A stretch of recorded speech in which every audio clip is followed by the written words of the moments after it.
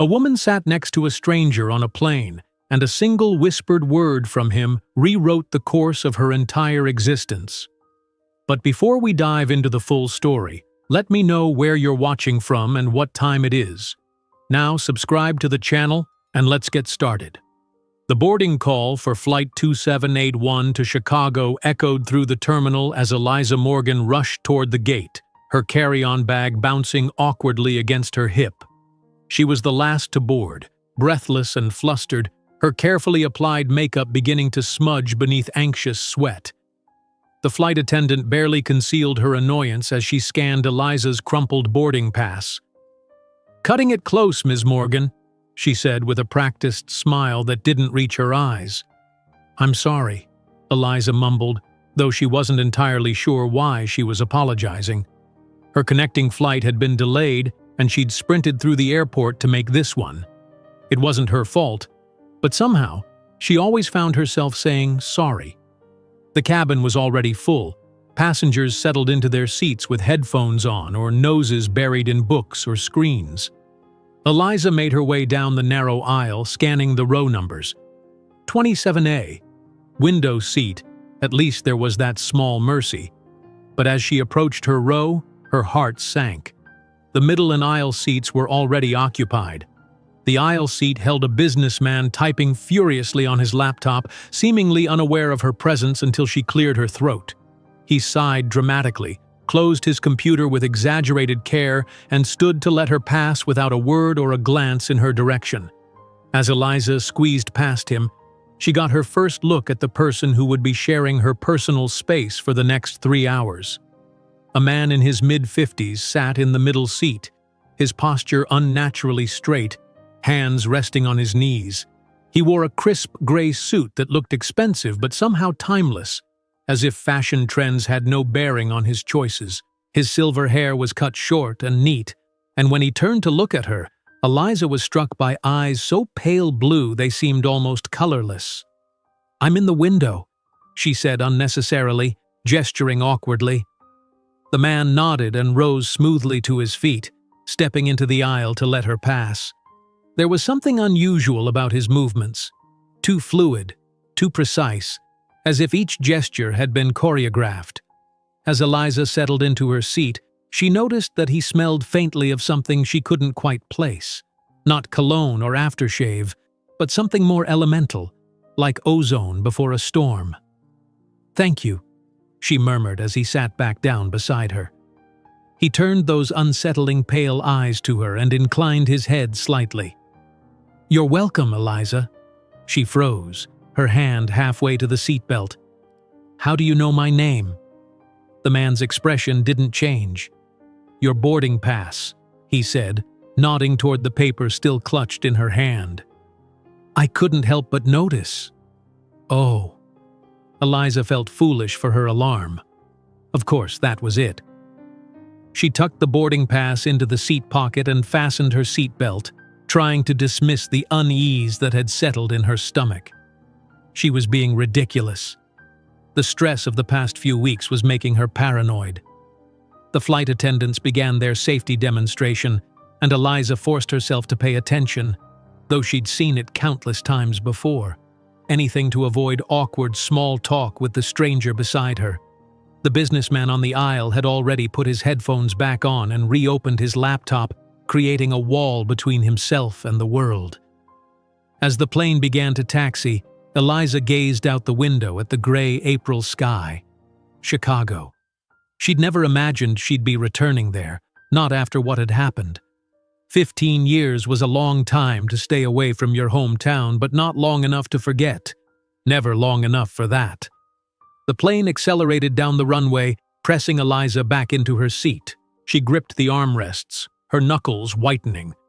She'd never enjoyed takeoff, that moment of surrendering control completely to forces beyond her understanding. Much like returning to Chicago, she thought grimly. "It won't be as bad as you fear," said the man beside her, his voice low and melodious. Eliza turned to him, startled. "Excuse me?"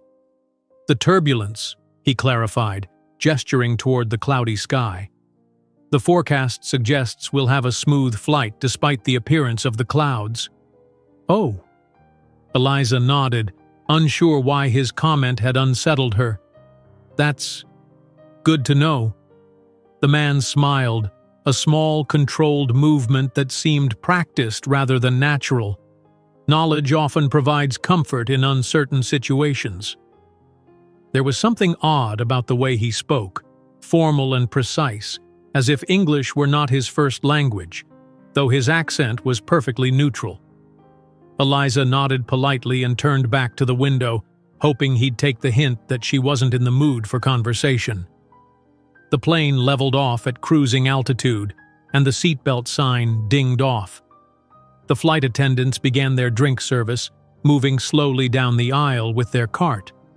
Eliza took out her e-reader, hoping to lose herself in someone else's story for the duration of the flight. "What are you reading?" the man asked, his eyes on her device. Eliza suppressed a sigh. So much for avoiding conversation. "The ocean at the end of the lane," she replied. "Neil Gaiman." "Ah."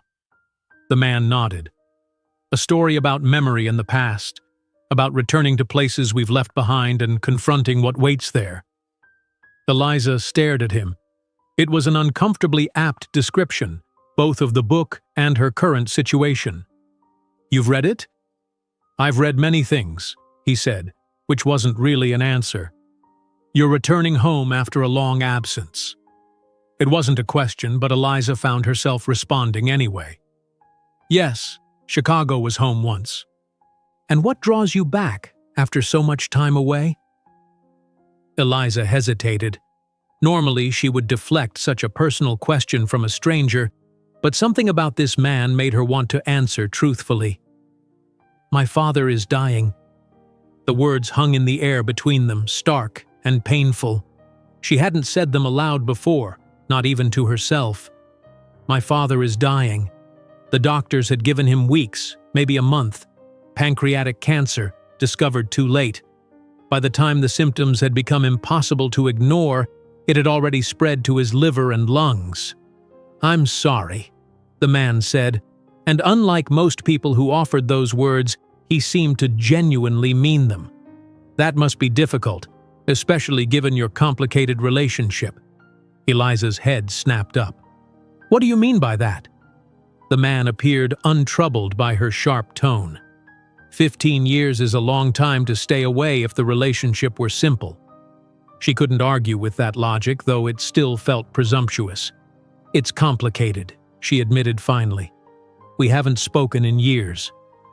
And yet you're going to him now." "He asked for me."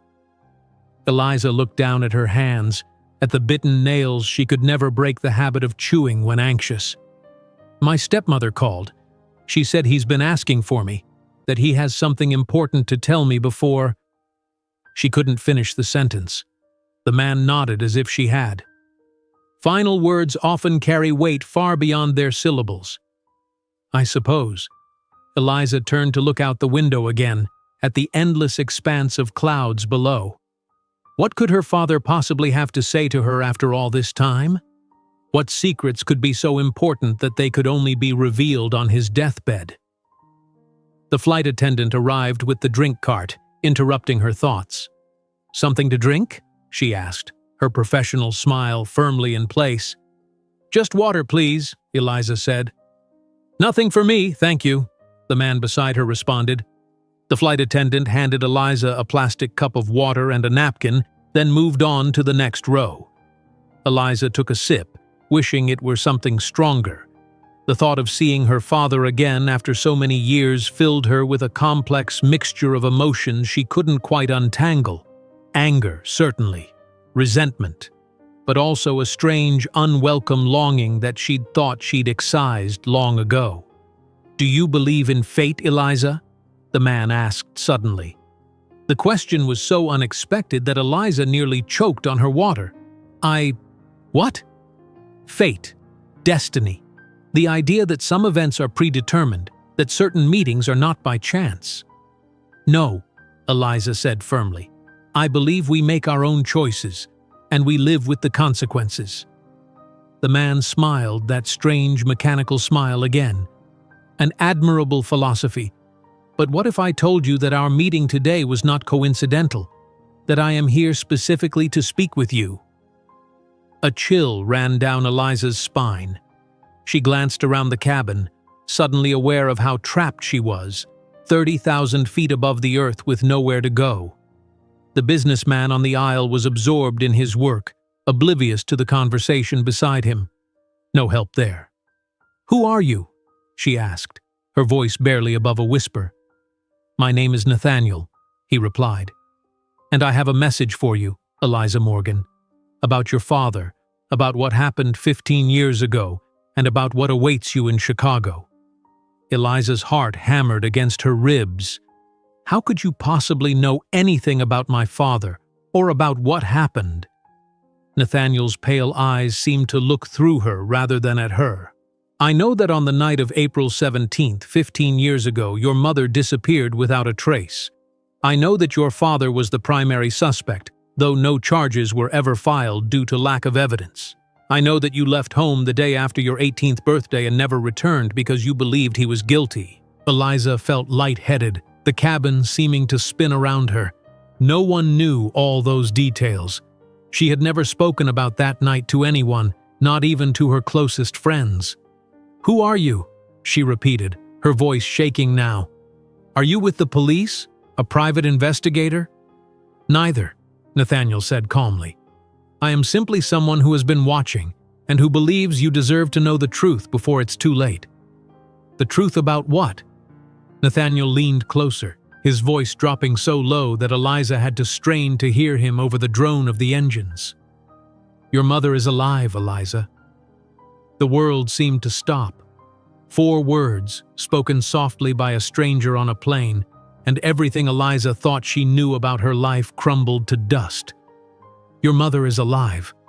It wasn't possible. It couldn't be. She'd mourned her mother, had stood at the memorial service staring at an empty casket because they'd never found a body. She'd spent years in therapy trying to come to terms with her loss, with the horrible suspicion that her own father was responsible. "That's not funny," she managed to say, her throat tight with shock and anger. "That's a cruel thing to say to someone." "I'm not being cruel," Nathaniel replied, his expression solemn. "I'm telling you the truth. Your mother didn't die that night. She left, yes, but not in the way you think. And your father has been protecting you from that truth all these years." "Protecting me?" Eliza almost laughed, a harsh, broken sound. "He barely spoke to me after she disappeared. He remarried less than a year later. He let me believe—" She cut herself off, aware that her voice had risen and the businessman was glancing at them with irritation. "He let you believe what you needed to believe," Nathaniel said, "because the truth was far more dangerous." "What truth?" Eliza demanded, no longer caring who heard. "Who are you, and how do you know these things?" Nathaniel reached into his suit jacket and withdrew a small, weathered envelope. "This contains the address where you can find your mother," he said, holding it out to her. "After you've seen your father, after you've heard what he has to tell you, go to this place. But be careful. There are people who have spent 15 years making sure this reunion never happens, and they won't stop now." Eliza stared at the envelope, unable to make herself take it. "This is insane," she whispered. "I don't know you. I have no reason to believe anything you're saying." "The ring," Nathaniel said quietly. "The one you wear on a chain around your neck, hidden beneath your blouse. Your mother's wedding ring, which you found in your father's study the night after she disappeared, tucked inside a book of poetry. You took it, and you've kept it all these years, never telling anyone, not even the police." Eliza's hand flew to her chest, where beneath her clothing lay the simple gold band on a delicate chain. No one knew about the ring. No one. With trembling fingers, she took the envelope from Nathaniel's outstretched hand. "There's one more thing you need to know," he said, his voice so low now that it was barely a breath against her ear. He leaned closer, and whispered a single word. Eliza's blood turned to ice in her veins.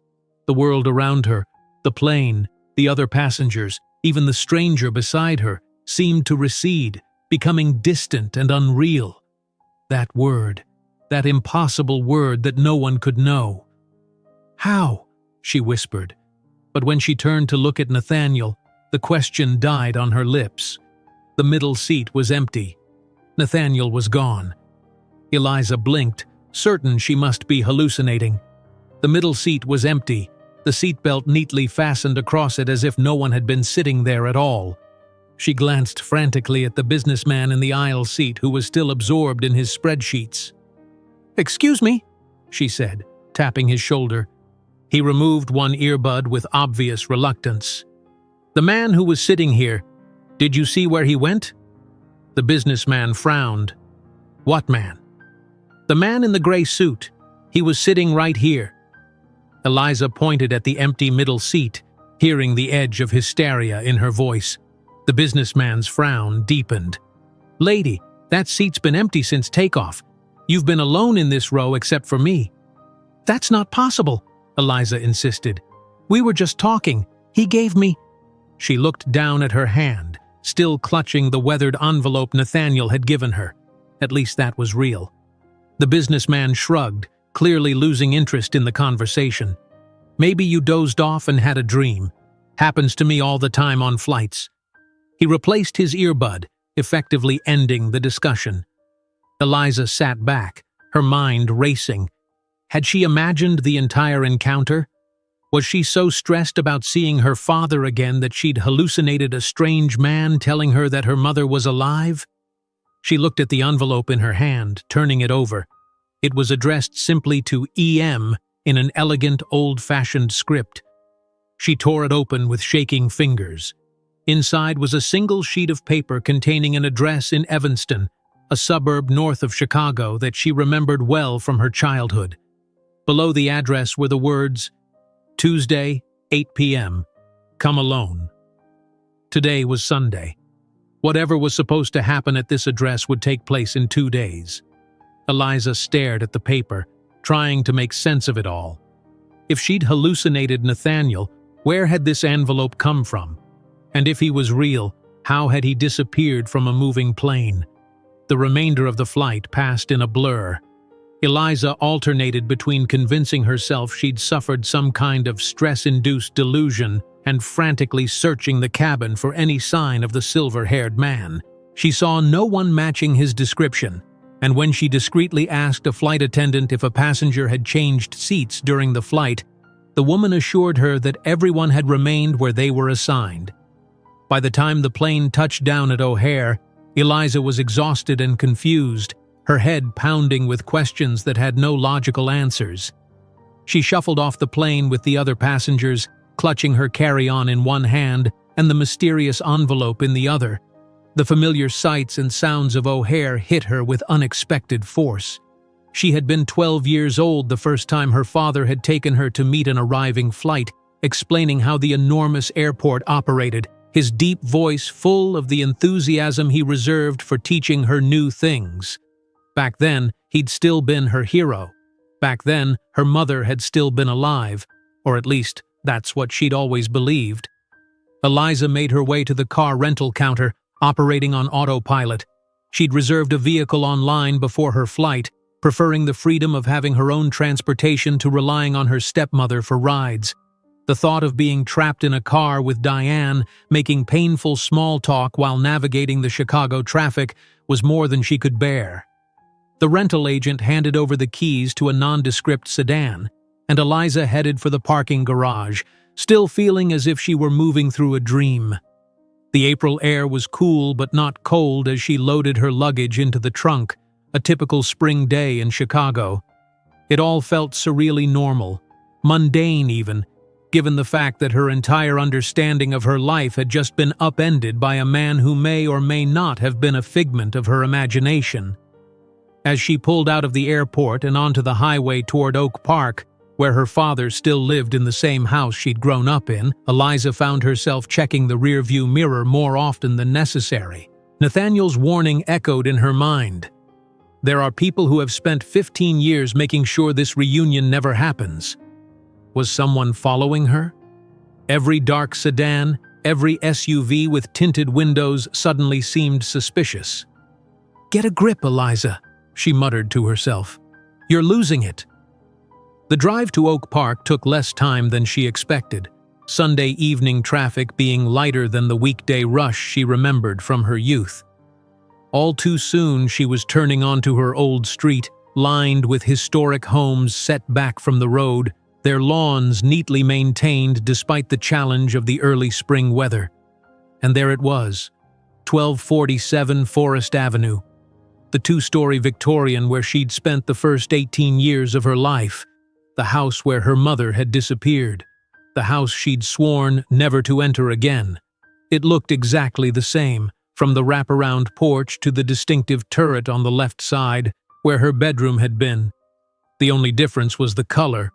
Once a cheerful yellow with white trim, it was now painted a subdued gray with black accents. It suited the house's current purpose as a place of grief and endings, Eliza thought bitterly.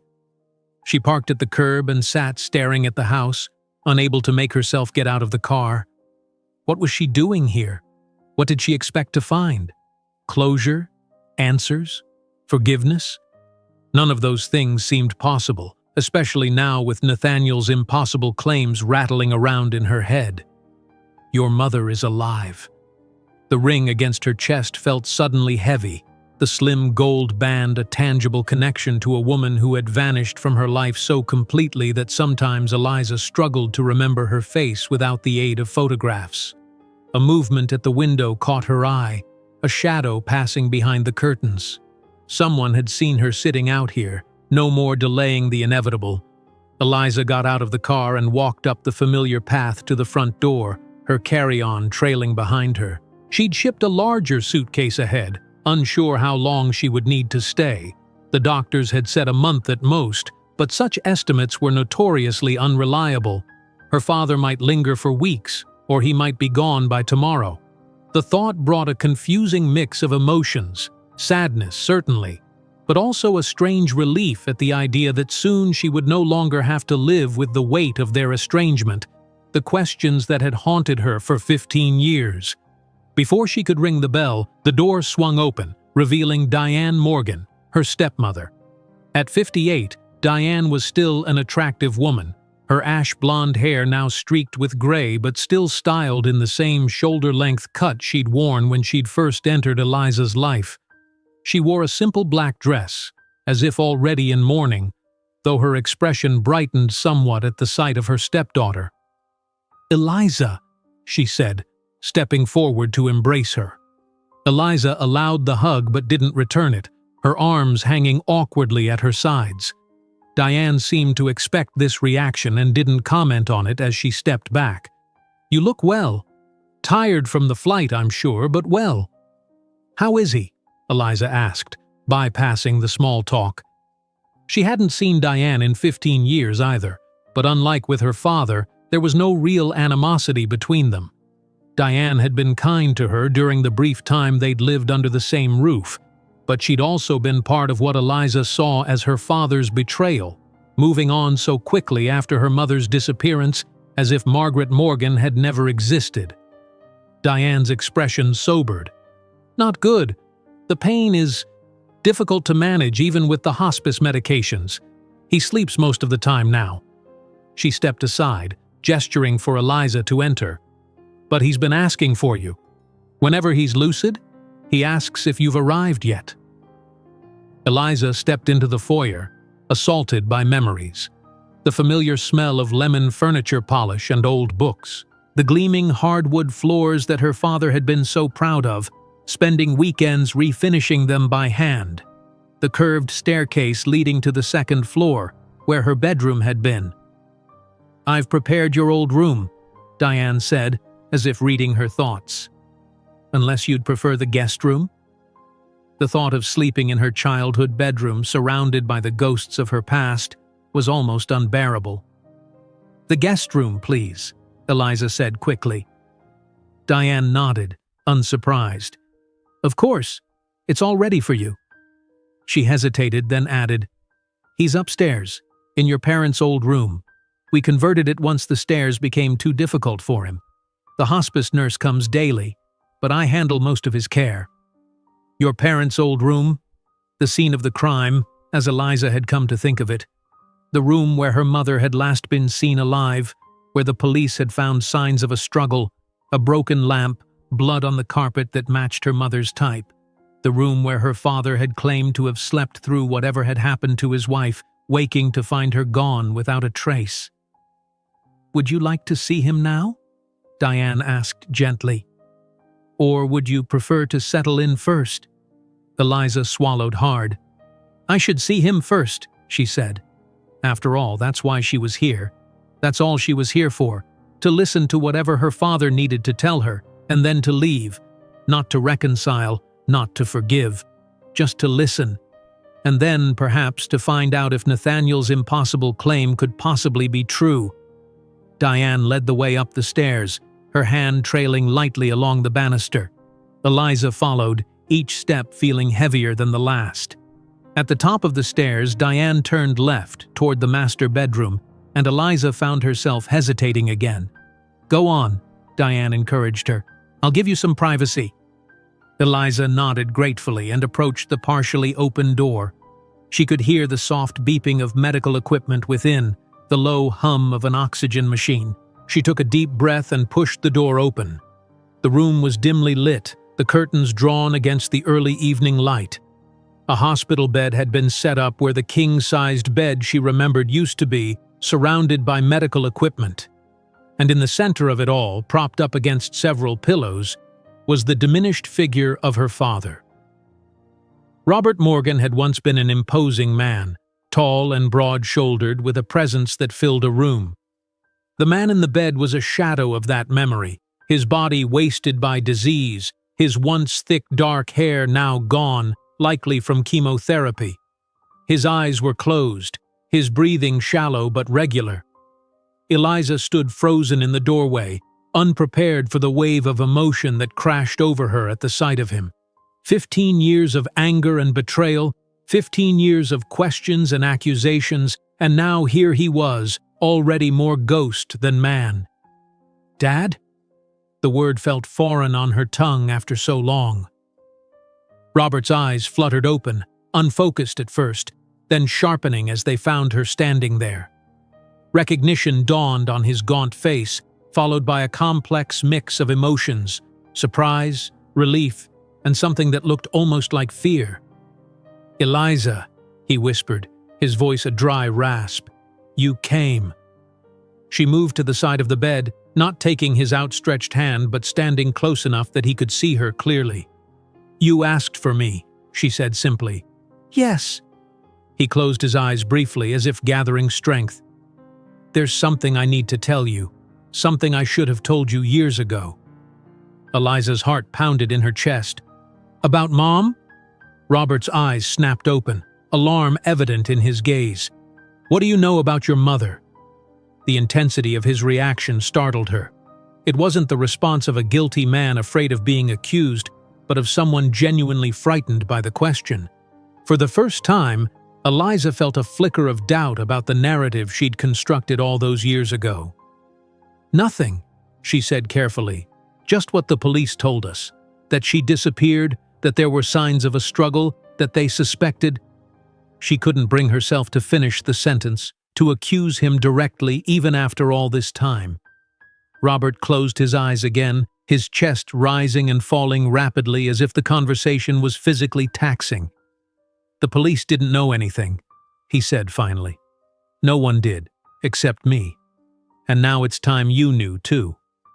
He opened his eyes, fixing her with a gaze that, despite his weakened state, held the full force of the intelligence and determination she remembered from her childhood. "Your mother didn't disappear that night, Eliza. She escaped." "Escaped?" Eliza repeated, the word hanging in the air between them. "Escaped from what? From whom?" Robert shifted in the bed, wincing at what must have been considerable pain. "Would you—" He gestured weakly toward the water pitcher on the nightstand. "My throat." Eliza poured him a glass of water, adjusting the straw so he could sip without having to sit up further. She noticed his hands trembling as he reached for it, the skin paper-thin over prominent veins. After he drank, he closed his eyes briefly, his breathing labored. "Perhaps we should continue this later," Eliza suggested, though every fiber of her being needed to hear what he had to say. "No," Robert said firmly, opening his eyes again. "No more delays. I've waited too long already." He took another shallow breath. "Your mother was not who you thought she was, Eliza. Not who anyone thought she was." Eliza felt the room tilt slightly, Nathaniel's words on the plane echoing in her mind. "What do you mean?" "Before I met her, before she was Margaret Morgan, your mother worked for a government agency that officially didn't exist." He paused, gauging her reaction. "Something between the CIA and the NSA, but with even less oversight. A program called Cassandra." Eliza almost laughed at the absurdity of it. Her mother, a government agent? Margaret Morgan had been an art history professor at the University of Chicago, a woman who spent her weekends gardening and attending gallery openings. The idea was preposterous. "You don't believe me," Robert observed, his voice flat. "It sounds like something from a bad spy movie," Eliza replied, trying to keep the skepticism from her voice. Her father was dying, possibly delirious. Perhaps this was all some elaborate fiction his failing mind had constructed. "I didn't believe it either at first," Robert admitted. "Not until that night. Not until they came for her." A chill ran through Eliza despite the warmth of the room. Who came for her? Her former colleagues, at least that's what she called them. To me, they looked like hitmen. His voice had dropped to a whisper, forcing Eliza to lean closer. 3 men in suits, with government IDs that looked real enough but probably weren't. They said she had violated her exit agreement, that she had accessed classified files after her retirement. They said they were taking her in for questioning. "And you just let them take her?" Eliza couldn't keep the accusation from her voice. Robert shook his head, a slight movement that seemed to cost him great effort. No, I tried to stop them. That's how the lamp got broken, how her blood got on the carpet. I fought them, Eliza. I broke one man's nose before the other 2 restrained me." He raised his right hand slightly, showing her the back of it. "See this scar? From that night. From trying to save her." Eliza stared at the thin white line across his knuckles, a scar she'd never noticed or questioned. "Then what happened?" "Your mother. She was remarkable, Eliza. So much stronger and more capable than I ever knew. She managed to break free while they were dealing with me. She grabbed the gun from one of them. I didn't even know she knew how to handle a firearm." A ghost of a smile touched his lips. "She ordered them to back away from me. She was so calm, so controlled. But I could see in her eyes that she knew this was the end of everything." Robert paused, closing his eyes as if seeing the scene play out behind his eyelids. "She told me she loved me, that she loved you more than anything in the world. She said she had to disappear, that if she stayed they would never stop coming, and that you and I would be in danger too. Then she left, taking the gun and one of their phones. The men went after her, of course. I tried to follow, but—" He gestured weakly at his head. "One of them had hit me pretty hard. I was disoriented, bleeding. By the time I made it outside, they were all gone. No sign of your mother. No sign of the men." Eliza's mind was reeling. This story was too fantastical to be believed. And yet, it aligned with what Nathaniel had told her on the plane. "Why didn't you tell the police? Why didn't you tell me?" "I tried to tell the police," Robert said, his voice strengthening with indignation. "They thought I was making it up to cover for killing her myself, and the more I insisted, the more convinced they became of my guilt. There was no evidence of these men, no record of any agency called Cassandra. As for you," his voice softened, "you were 15, Eliza. How could I tell you something like that? Something I barely understood myself. And then, When it became clear that the police suspected me, I was afraid. Afraid of what? Afraid that if you knew the truth, you might start asking questions. Dangerous questions. Afraid that whoever had come for your mother might come for you too if they thought you knew something. He reached for her hand, and this time Eliza didn't pull away. I thought it was better for you to believe I was guilty than for you to become a target. Eliza's head was spinning. Could this possibly be true? Her mother, a secret agent? Her father, innocent all these years? It seemed impossible. And yet, the night after Mom disappeared, she said slowly, I found her wedding ring in your study, hidden in a book. I thought it was proof that you had done something to her, that you had taken it off her body. Robert's eyes widened. The ring? You found it? When Eliza nodded, he let out a breath that seemed to deflate him further. She left it for you, Eliza. She must have slipped into my study while I was unconscious and hidden it there, knowing you would find it. It was her way of saying goodbye. How could you know that? Because she left something for me, too. With effort, he reached toward the nightstand drawer. In there, the blue envelope. Eliza opened the drawer and found a worn blue envelope, similar to the one Nathaniel had given her on the plane but much older, the edges soft with handling. She opened it and pulled out a single sheet of paper, covered in handwriting she recognized instantly as her mother's. The elegant, slightly slanted script that had filled the margins of books and signed countless permission slips throughout her childhood. My dearest Robert, the letter began. If you're reading this, I've had to leave. I'm sorry for the deception, for all the years of lies. I thought I could outrun my past, but it seems it has finally caught up with me. Please know that every moment with you and Eliza has been real. My love for you both is the truest thing in my life. The letter continued, explaining in vague terms that Margaret had been involved in work that she could never discuss, that she had made enemies who would never stop looking for her, and that her only choice now was to disappear completely. I've left my ring for Eliza, the letter read. Please don't tell her about this note or about my past. Let her believe whatever story will cause her the least pain. Someday, if it's safe, I will find a way to contact you both. Until then, know that I am thinking of you every day and that leaving you is the hardest thing I've ever done. All my love, always, Margaret. Eliza looked up from the letter, tears blurring her vision. Why are you showing me this now? Why after all this time?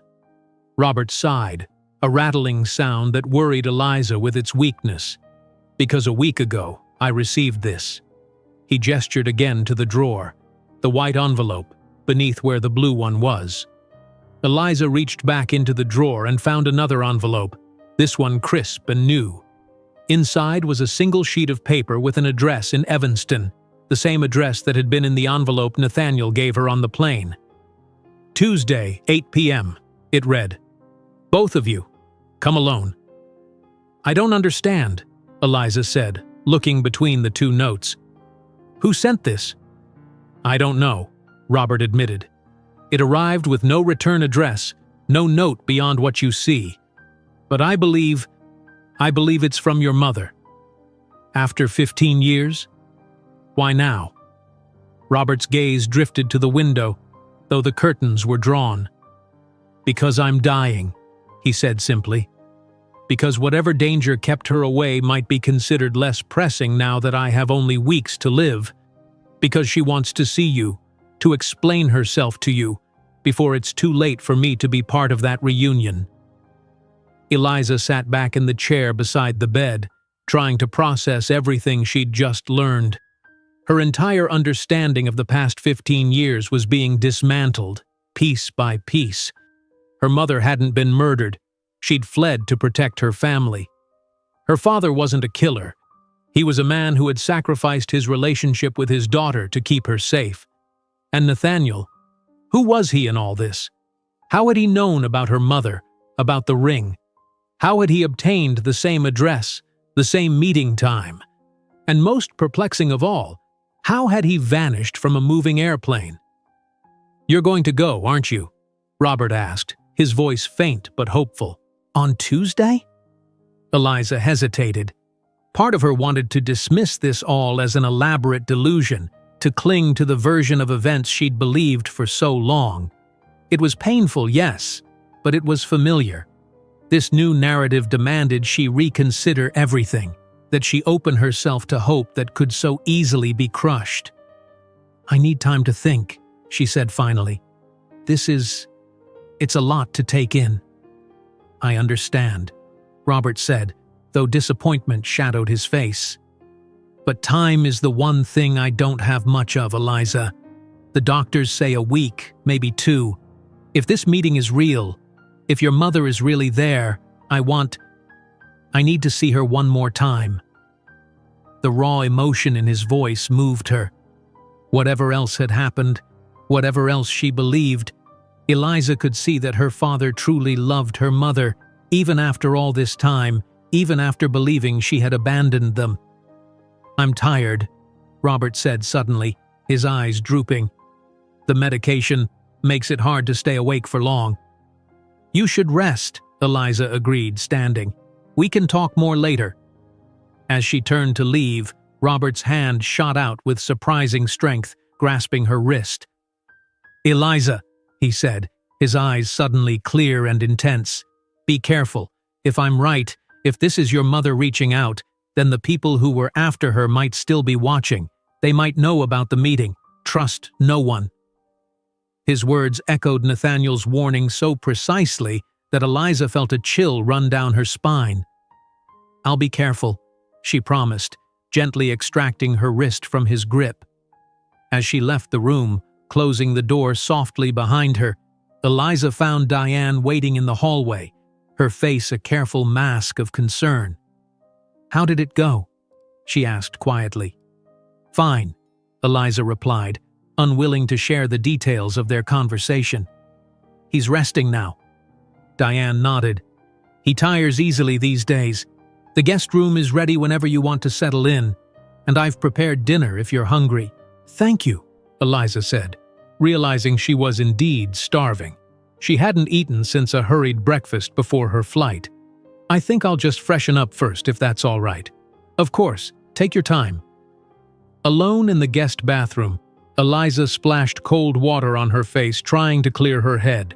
The face that looked back at her from the mirror was pale and strained, dark circles under her eyes testifying to the emotional toll of the day. She reached into her blouse and pulled out the chain with her mother's ring, studying the simple gold band as it caught the light. For 15 years, she'd thought of it as evidence of her father's guilt. Now she had to consider that it might have been a message of love, a final connection to a mother who had sacrificed everything to keep her family safe. And in 2 days, she might finally learn the truth. If her mother really was alive, if she really was waiting at that address in Evanston, what would Eliza say to her? What could possibly explain or justify 15 years of absence, of allowing her daughter to believe she was dead? And if it was a trap, as both her father and Nathaniel had warned it might be, what then? One thing was certain: Eliza needed answers, and the only way to get them was to keep that appointment on Tuesday night. Whatever waited for her at that address in Evanston, reunion or deception, closure or more questions, she had to face it. But first, she had to figure out who Nathaniel was and how he fit into this increasingly complex puzzle. Dinner with Diane was a quiet affair. Eliza picked at her food, her appetite diminished by the weight of her father's revelations and the lingering mystery of Nathaniel.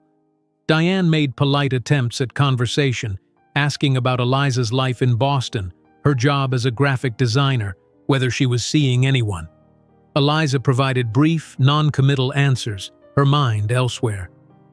"You seem preoccupied," Diane observed finally, setting down her fork.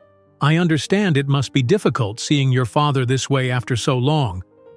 "It's not just that," Eliza admitted, deciding that a partial truth was better than none. "Dad told me some things about Mom's disappearance, things I never knew." Diane's expression remained carefully neutral. I see. Did you know? Eliza asked suddenly. About what he claims really happened that night? A flicker of something, discomfort perhaps, or guilt, crossed Diane's face. Robert has shared certain theories with me over the years, she said carefully, about your mother's disappearance. Theories? Eliza leaned forward. So you don't believe him? Diane sighed, pushing her plate away. I believe that Robert believes what he told you, whether it's the truth or a story he's constructed to cope with something too painful to face. I can't say for certain. You think he's delusional?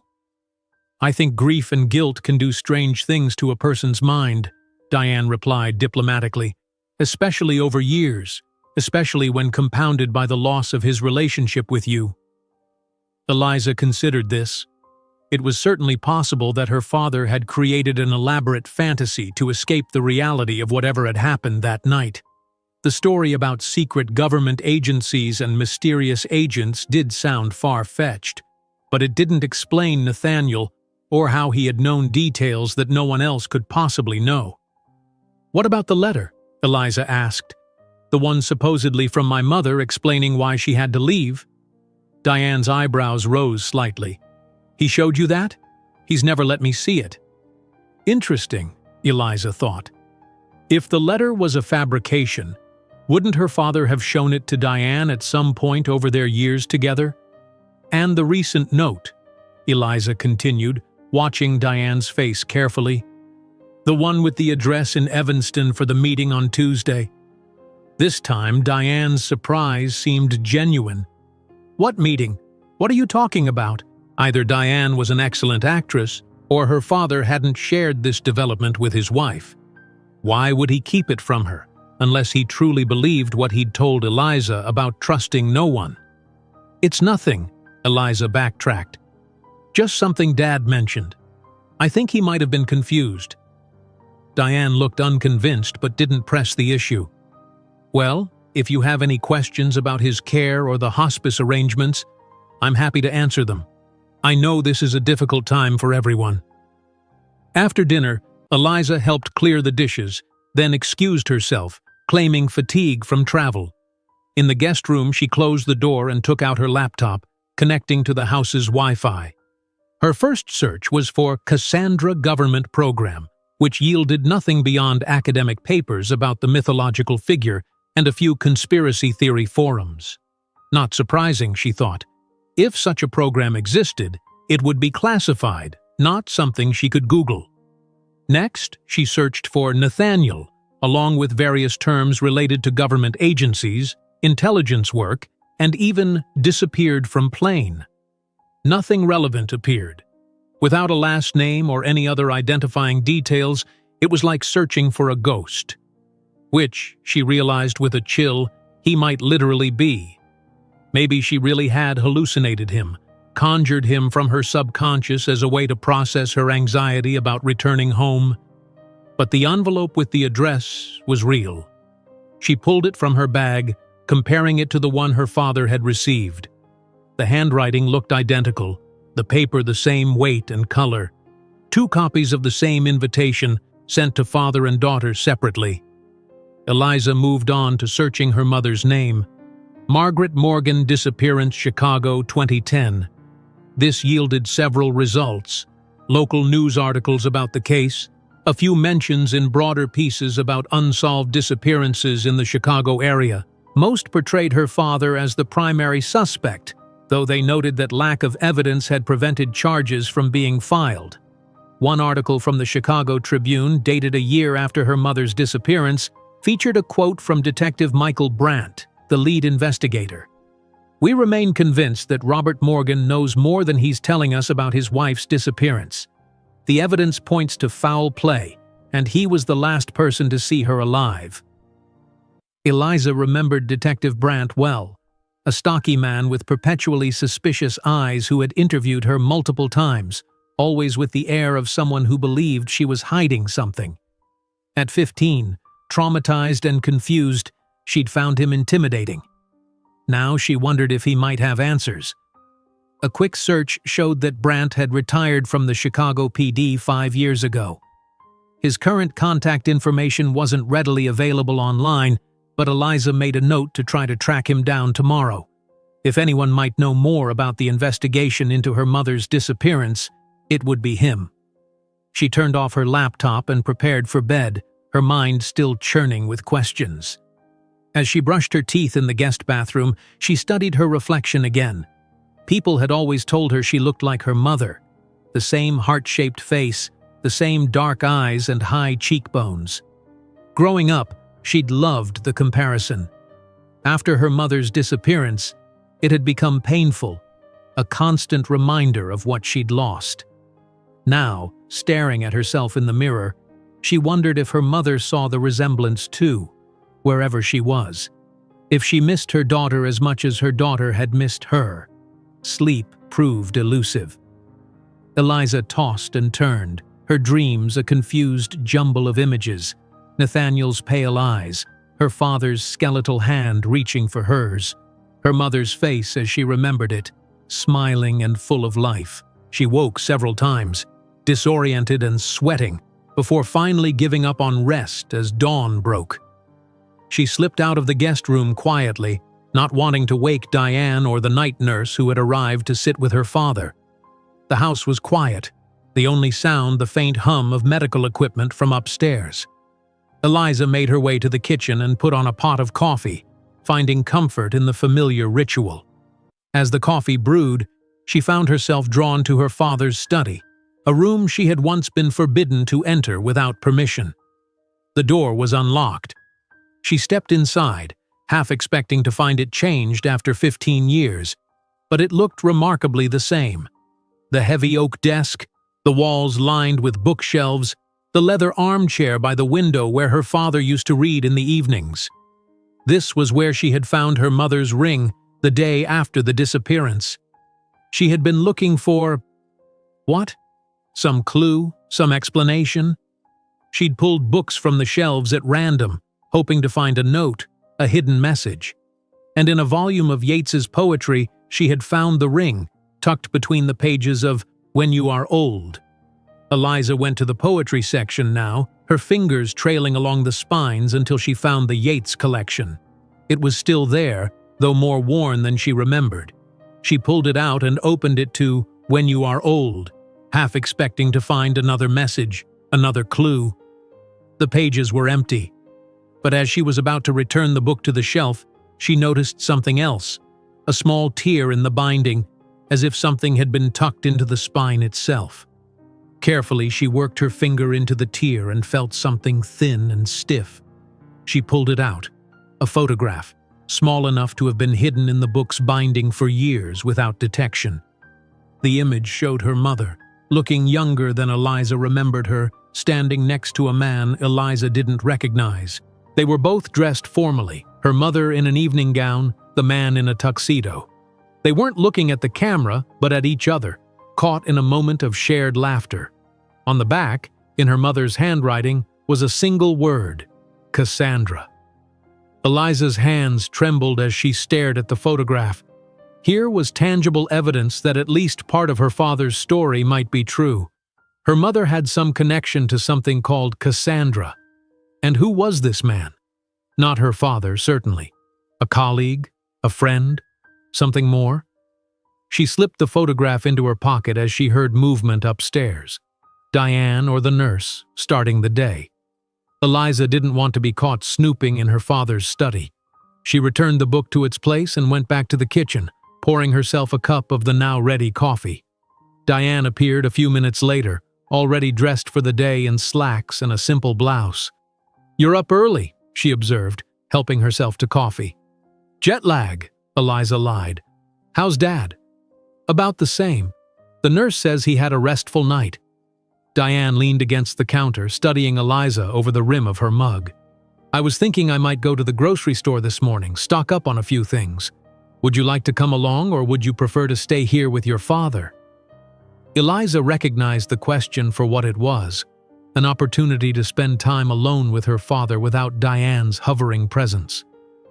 "I'll stay," she said. "If he wakes up, I'd like to talk with him more." Diane nodded, an unreadable expression crossing her face. "Of course. I'll be about an hour." She hesitated, then added, "Eliza, whatever your father told you yesterday, please remember that he's very ill. The medications, the pain, they can affect a person's thinking." "I understand," Eliza said, though she wasn't sure she did.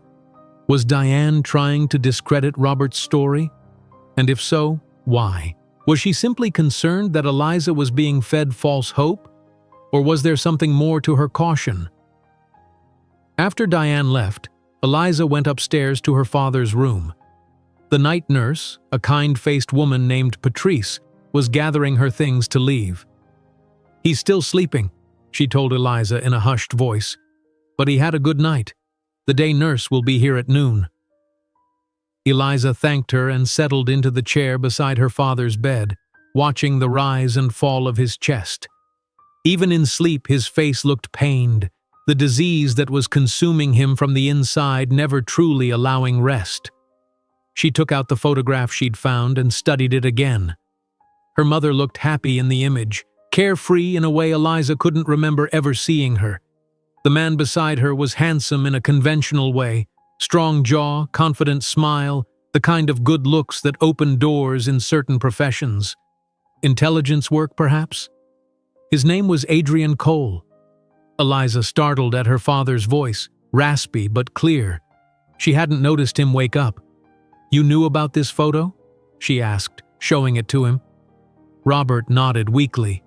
"Found it years ago hidden in that book of poetry, your mother's favorite hiding place." He attempted a smile, though it looked more like a grimace.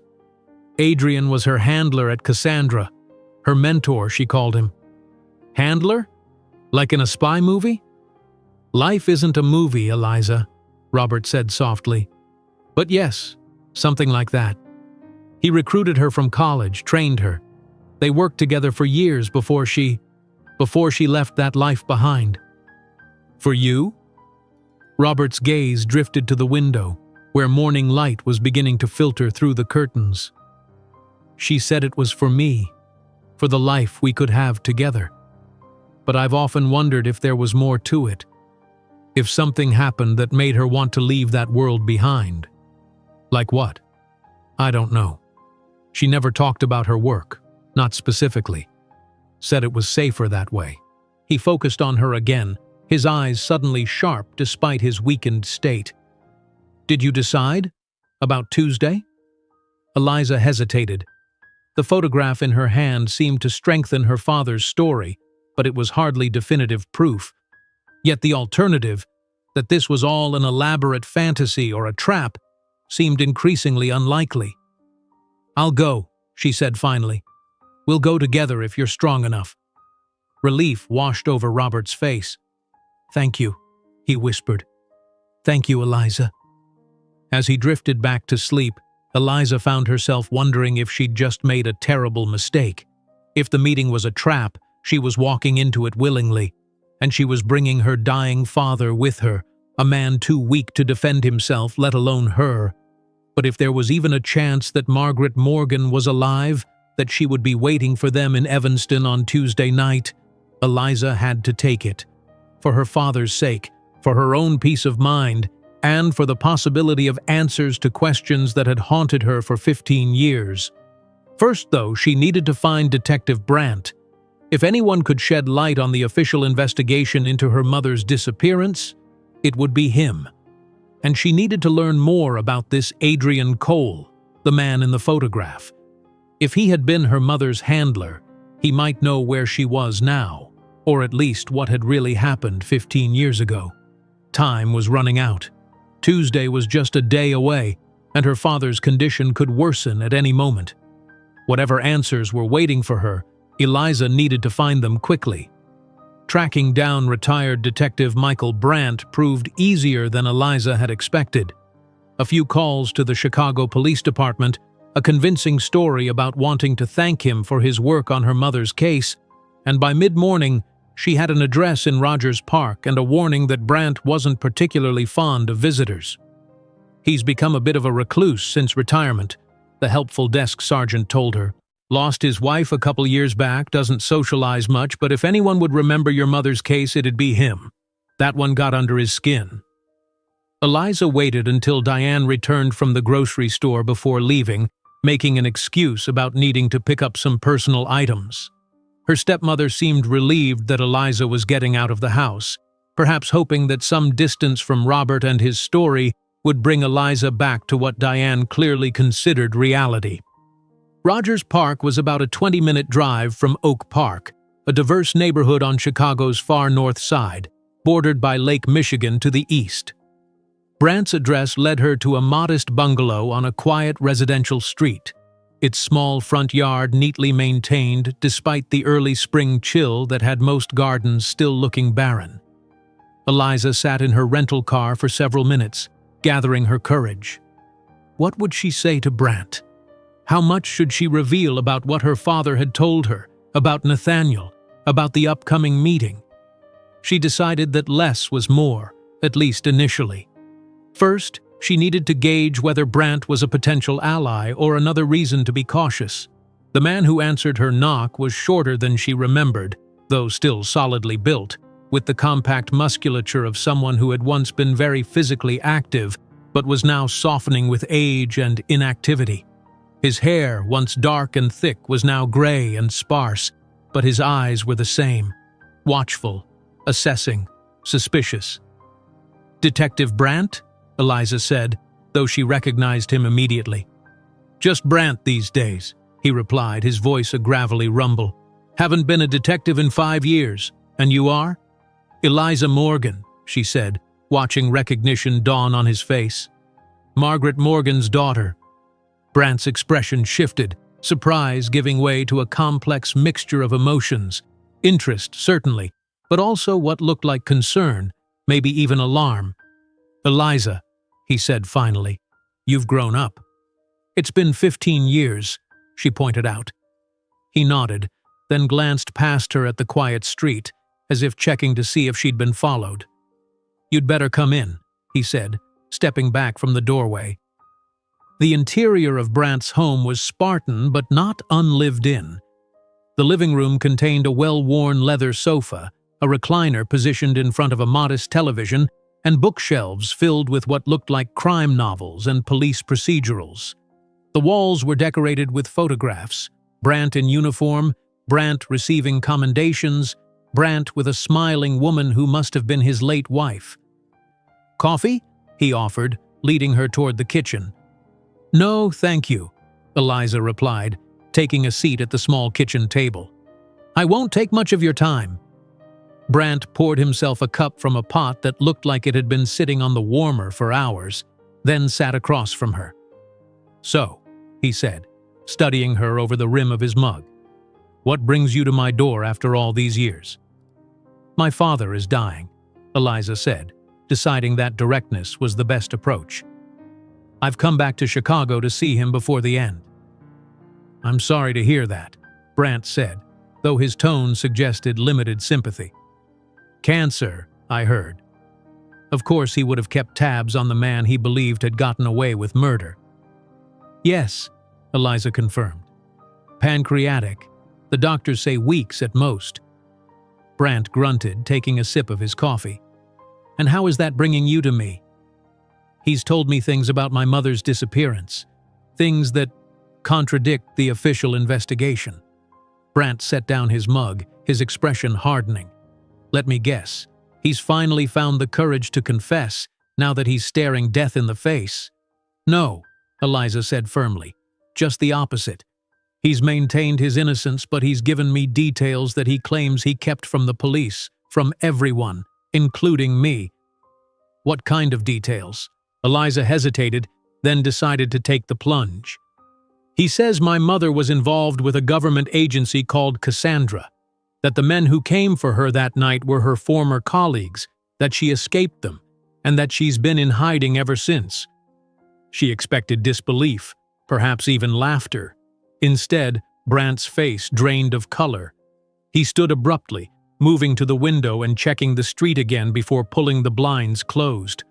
"Who have you told about this?" he demanded, his voice low and urgent. Eliza blinked, taken aback by his reaction. "No one. Just you." "Keep it that way." Brant ran a hand over his thinning hair, his earlier composure gone. "Jesus Christ. After all these years, he finally told you." You believe him?" Eliza couldn't hide her shock. Brant sank back into his chair, suddenly looking every one of his years. "I didn't. Not at first. It sounded like the desperate lie of a guilty man. But there were inconsistencies in the case. Things that didn't add up." "Like what?" "Like the fact that the blood found in your parents' bedroom was indeed your mother's, but the amount was minimal, consistent with a nosebleed or a small cut, not with violence sufficient to cause death. Like the fact that none of the neighbors reported hearing anything unusual that night, despite your father's claim of a physical altercation with multiple intruders." Brant paused, taking another sip of coffee. "And most telling, the fact that 2 weeks after your mother's disappearance, I was visited by men claiming to be FBI agents who insisted on taking over aspects of the investigation." "But you didn't believe they were really FBI," Eliza guessed. Brant shook his head. "Their credentials looked legitimate enough, but I've worked with the Bureau before. These guys were different.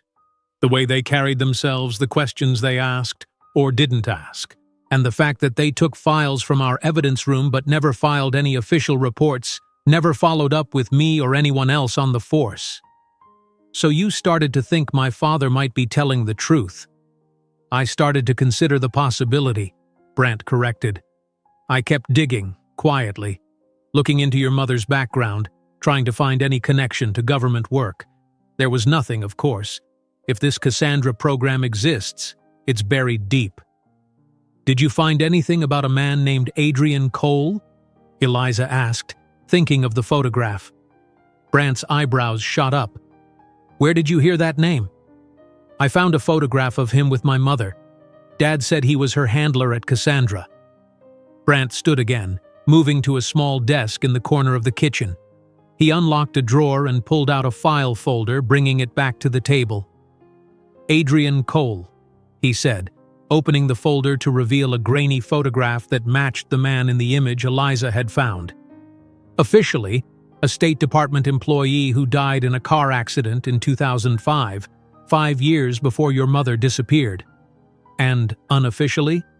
Unofficially, a ghost.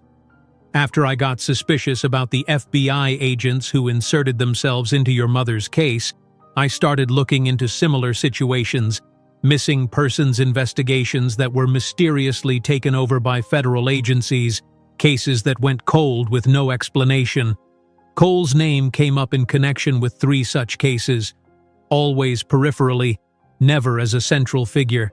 Just there, in the background." Eliza tried to process this information.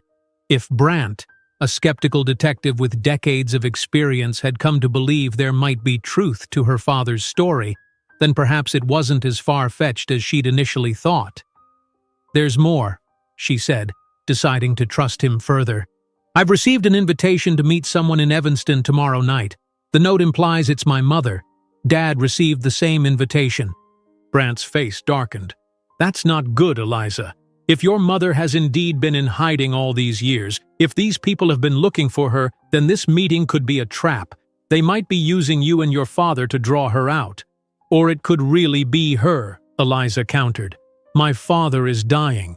Maybe she's decided the risk is worth it to see him one last time." "Maybe," Brant allowed, though he looked unconvinced. "But if your father's story is true, if these people are as dangerous as he claims, then you're putting yourself in their crosshairs by attending this meeting."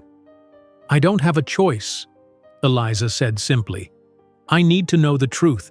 I've lived with questions for 15 years. I can't walk away now, not when I'm this close to answers."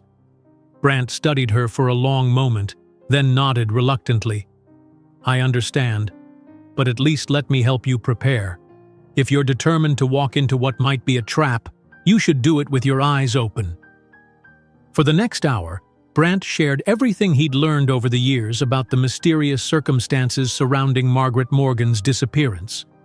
He showed Eliza police reports, witness statements, photographs from the scene. all copies he'd made for his personal files before retiring, suspecting that the originals might someday disappear from official records. "There's one more thing," he said finally, reaching into the file for a small, sealed envelope. "This came for me about a year after I retired. No return address, no note. Just this." He handed her the envelope. Inside was a small flash drive. "What's on it?" Eliza asked.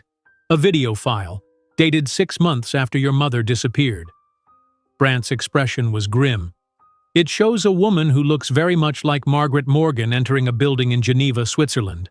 The video quality isn't great, and it's brief, just a few seconds, but I'd stake my reputation on it being her." "Who sent it to you?" "I don't know. At first I thought it might be from someone trying to discredit my investigation, to suggest that your mother had simply run off to Europe. But given everything else?" He shrugged. "Keep it. Watch it yourself. Maybe you'll see something I missed." Eliza pocketed the flash drive, her mind racing with implications. If the woman in the video was indeed her mother, then at least part of what her father had told her was true. Margaret Morgan hadn't died that night 15 years ago. "One last question," she said as Brant walked her to the door. "Have you ever heard of a man named Nathaniel? Silver hair, pale blue eyes, speaks very formally?" Brant frowned, considering. "No, doesn't ring a bell. Is he connected to all this?" "I'm not sure," Eliza admitted, "but he seemed to know an awful lot about my mother's disappearance. Things no one else could know."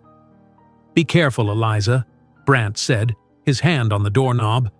"Whatever's going on here, it's bigger than a missing woman.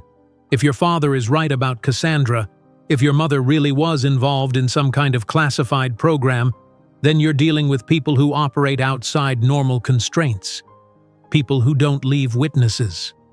"I'll be careful," she promised. "And thank you for believing me, for believing my father."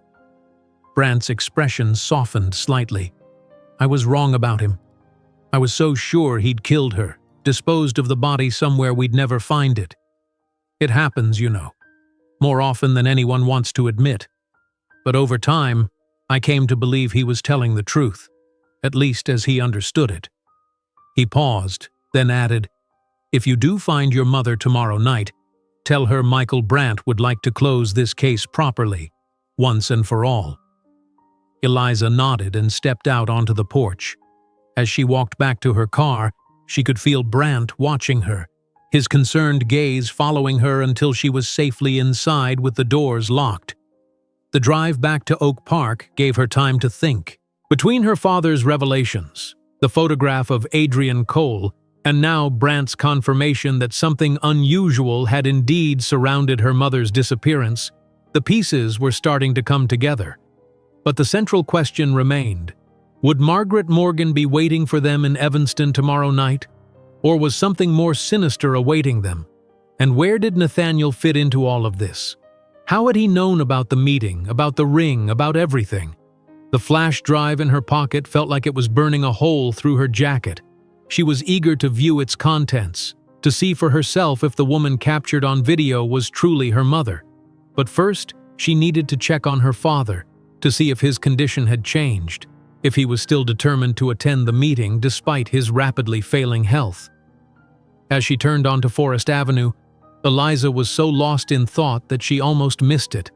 A black sedan parked across the street from her father's house, 2 men sitting inside watching the property with an intensity that sent a chill down her spine. She drove past without slowing, turning at the next corner and parking out of sight.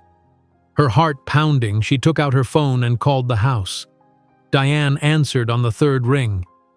"Hello?" "It's Eliza," she said, keeping her voice low as if the men might somehow hear her. "Don't react to what I'm about to tell you. There are men watching the house. I think my father might have been telling the truth all along." There was a long pause on the other end of the line before Diane responded, her voice carefully controlled. "I see. Why don't you come inside and we can discuss your shopping trip?" Eliza understood the message. Diane was adapting to the possibility that someone might be listening. "I'll be right there," she said, ending the call.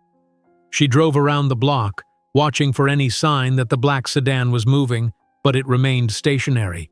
As she pulled into her father's driveway, she kept her face neutral, giving no indication that she had noticed anything unusual. Inside her pocket, her hand closed around the flash drive Brandt had given her, making sure it was secure. Diane was waiting at the door, her expression a perfect mask of everyday normalcy.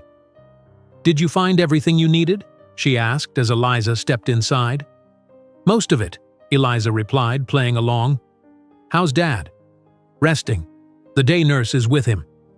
Diane locked the door behind Eliza, then led her into the kitchen, away from the windows facing the street. Once there, her calm facade cracked slightly. "What men? What did you see?" "A black sedan across the street. 2 men inside watching the house. They don't look like reporters or police." Eliza hesitated, then decided to be direct. "Diane, I need to know what you believe about my mother's disappearance. The truth." Diane sank into a kitchen chair, suddenly looking much older than her 58 years. "I believe your father," she said quietly. "I always have, though I've sometimes suggested otherwise to protect him, to protect both of us." "You knew? All this time?" "Not at first," Diane admitted. "When I met Robert, he was just the sad widower everyone suspected of killing his wife. I never believed he was capable of that, but I accepted the official story, that Margaret had most likely been the victim of foul play, even if Robert wasn't responsible." She twisted her wedding ring nervously. "It wasn't until after we were married that he told me the truth. Or at least, what he believed was the truth." "About Cassandra?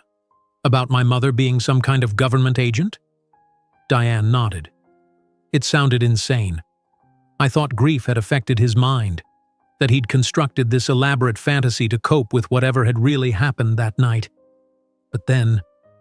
She trailed off, looking toward the window reflexively, though the blinds were drawn. "Then what?" Eliza prompted. "Then strange things started happening. Hang-up calls in the middle of the night, cars parked on the street that would be gone if I tried to approach them. Once I found evidence that someone had been in the house while we were out. Nothing taken, nothing obviously disturbed, but small things out of place." Diane's voice had dropped to barely above a whisper. "And about 5 years ago, I was approached by a man who claimed to be with the FBI. He asked a lot of questions about Robert, about you, about whether Robert ever talked about Margaret." "What did you tell him?" "That Robert had accepted his wife's death, that he never spoke of her. It was what Robert and I had agreed I should say if anyone ever questioned me." Diane met Eliza's gaze directly. "I've played the part of the skeptical wife for years, Eliza. Even with you, especially with you, because Robert insisted it was safer that way." Eliza absorbed this, feeling a complex mixture of emotions, relief that Diane was an ally, not an obstacle, but also a growing sense of unease. If both her father and stepmother had been living under this cloud of surveillance and suspicion for years, it lent credibility to the idea that powerful forces were still interested in Margaret Morgan and her family. "I met with retired Detective Brandt today," Eliza said, deciding to reciprocate Diane's honesty. "He confirmed that there were unusual circumstances around Mom's disappearance.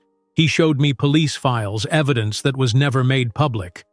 She pulled out the flash drive, including this video footage that might show my mother in Switzerland, 6 months after she supposedly died. Diane's eyes widened. "You think she's really alive?" "I don't know," Eliza admitted. "But Dad received a note with an address in Evanston, inviting him to a meeting tomorrow night. A meeting he believes is with Mom." "He told me about the note," Diane said, surprising Eliza.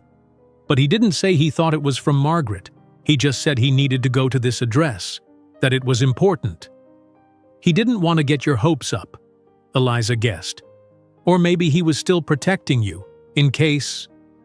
She didn't finish the thought, but Diane nodded in understanding. "In case whoever is watching is still listening," she completed. "This house may be bugged, We've swept it periodically over the years, but technology advances. We can't be certain.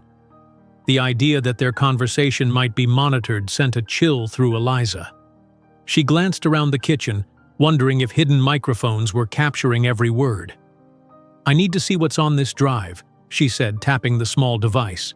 "Is there a computer I can use?" "Use the one in Robert's study," Diane suggested. "It's not connected to the internet. He disconnected it years ago, worried about remote access. If there's anything on that drive that certain parties wouldn't want seen, it's safer to view it on an isolated machine."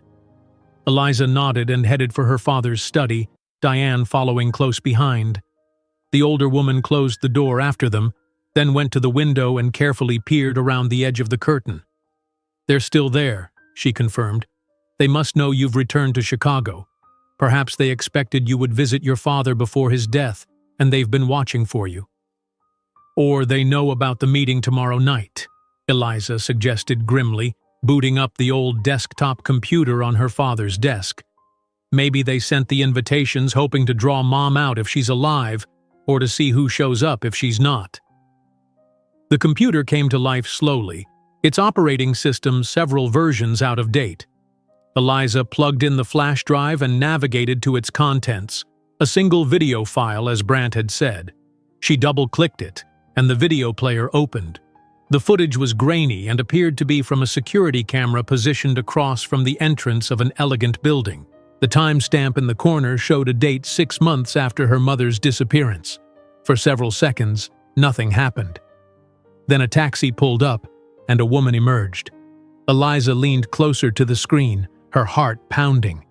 The woman was wearing a trench coat and a scarf that partially obscured her face, but there was something in her posture, in the way she moved, that was achingly familiar. She turned briefly toward the camera as she paid the driver, and Eliza gasped. It was her mother, older than in Eliza's memories, her hair styled differently, but unmistakably Margaret Morgan. "That's her," Diane whispered, also leaning in. "That's Margaret." The video showed Margaret entering the building, then ended abruptly. The entire clip had lasted less than 15 seconds, but it was enough. Her mother had been alive, at least 6 months after her supposed death. "Where is this?" Eliza asked, rewinding to study the building. It was an elegant structure, European in architecture, with a discreet sign by the entrance that was too small to read in the grainy footage. "I don't know Geneva well," Diane admitted, "but it looks like one of the private banks they have there, the kind that cater to very wealthy clients who value discretion." Eliza stared at the frozen image of her mother about to enter the building, trying to reconcile this evidence with everything she'd believed for 15 years. Margaret Morgan hadn't been murdered. She had fled, had established a new life somewhere far from Chicago, far from her husband and daughter. "Why?" Eliza whispered, the question directed more at the image on the screen than at Diane. "Why would she leave us like that? Why not take me with her if she was in danger?" Diane placed a gentle hand on Eliza's shoulder. "I don't know, but I'm sure she had her reasons. If Robert is right, if she was being pursued by people from this Cassandra program, perhaps she felt you would be safer with your father. But she let me believe she was dead. Let me believe Dad might have killed her." Eliza couldn't keep the bitterness from her voice. "For 15 years I've lived with that. How could she do that to me?" Before Diane could respond, there was a soft knock at the study door. The day nurse, Lydia, poked her head in. "Mrs. Morgan, your husband is awake and asking for Eliza." Diane nodded. "We'll be right there." Eliza removed the flash drive and powered down the computer, her mind still reeling from what she'd seen. She needed to talk to her father, to tell him about the video, about the men watching the house. Tomorrow night suddenly seemed very far away, and yet also rushing toward them with alarming speed. Upstairs, Robert looked even worse than he had that morning, his skin now taking on a yellowish tinge that Eliza knew was a sign of advancing liver failure. Yet his eyes were alert, bright with what looked like a mixture of pain and determination. "You went to see Brant," he said as soon as she entered the room, surprising her. It wasn't a question. "How did you know?" A ghost of a smile touched his lips. "Because it's what I would have done. What your mother would have done. You need answers, and Brant had some of them." Eliza sat beside the bed, taking her father's frail hand. "He believes you," she said simply. "About Mom, about Cassandra, all of it. And he gave me this." She showed him the flash drive. "It has video of Mom in Geneva 6 months after she disappeared. She's alive, or at least she was then." Robert closed his eyes briefly, a mixture of relief and pain crossing his face. "I knew it," he whispered. "All these years I knew she must have gotten away from them. That's why they've never stopped watching, never stopped listening." "There are men outside now," Eliza confirmed, "in a black sedan." "They've been there for 3 days," Robert said, opening his eyes again. "Ever since I received the note about the meeting. They know something is happening." "Should we call the police?" Robert shook his head weakly. "The police can't help us. These men won't do anything illegal, won't give the authorities any reason to question them. They'll just watch and wait." He squeezed her hand with what little strength he had left. "But we will go to that meeting, Eliza. Tomorrow night. I need to see your mother one more time before I die." "Do you think it's really her? That she sent the invitations?" "I don't know," Robert admitted. "But either way, we'll get answers. If it's Margaret, we'll learn why she's reaching out now after all these years. And if it's a trap—" He trailed off, his breath coming shorter. "If it's a trap, we're walking right into it," Eliza finished for him. "Is that wise?" "Wise? No." Robert's gaze was steady despite his failing body. "But necessary. This has gone on long enough. The secrets, the hiding, the not knowing. It ends tomorrow night, one way or another." Eliza knew he was right. Whatever awaited them in Evanston, reunion or danger, it was time to face it. 15 years of questions deserved answers, even if those answers came with risks.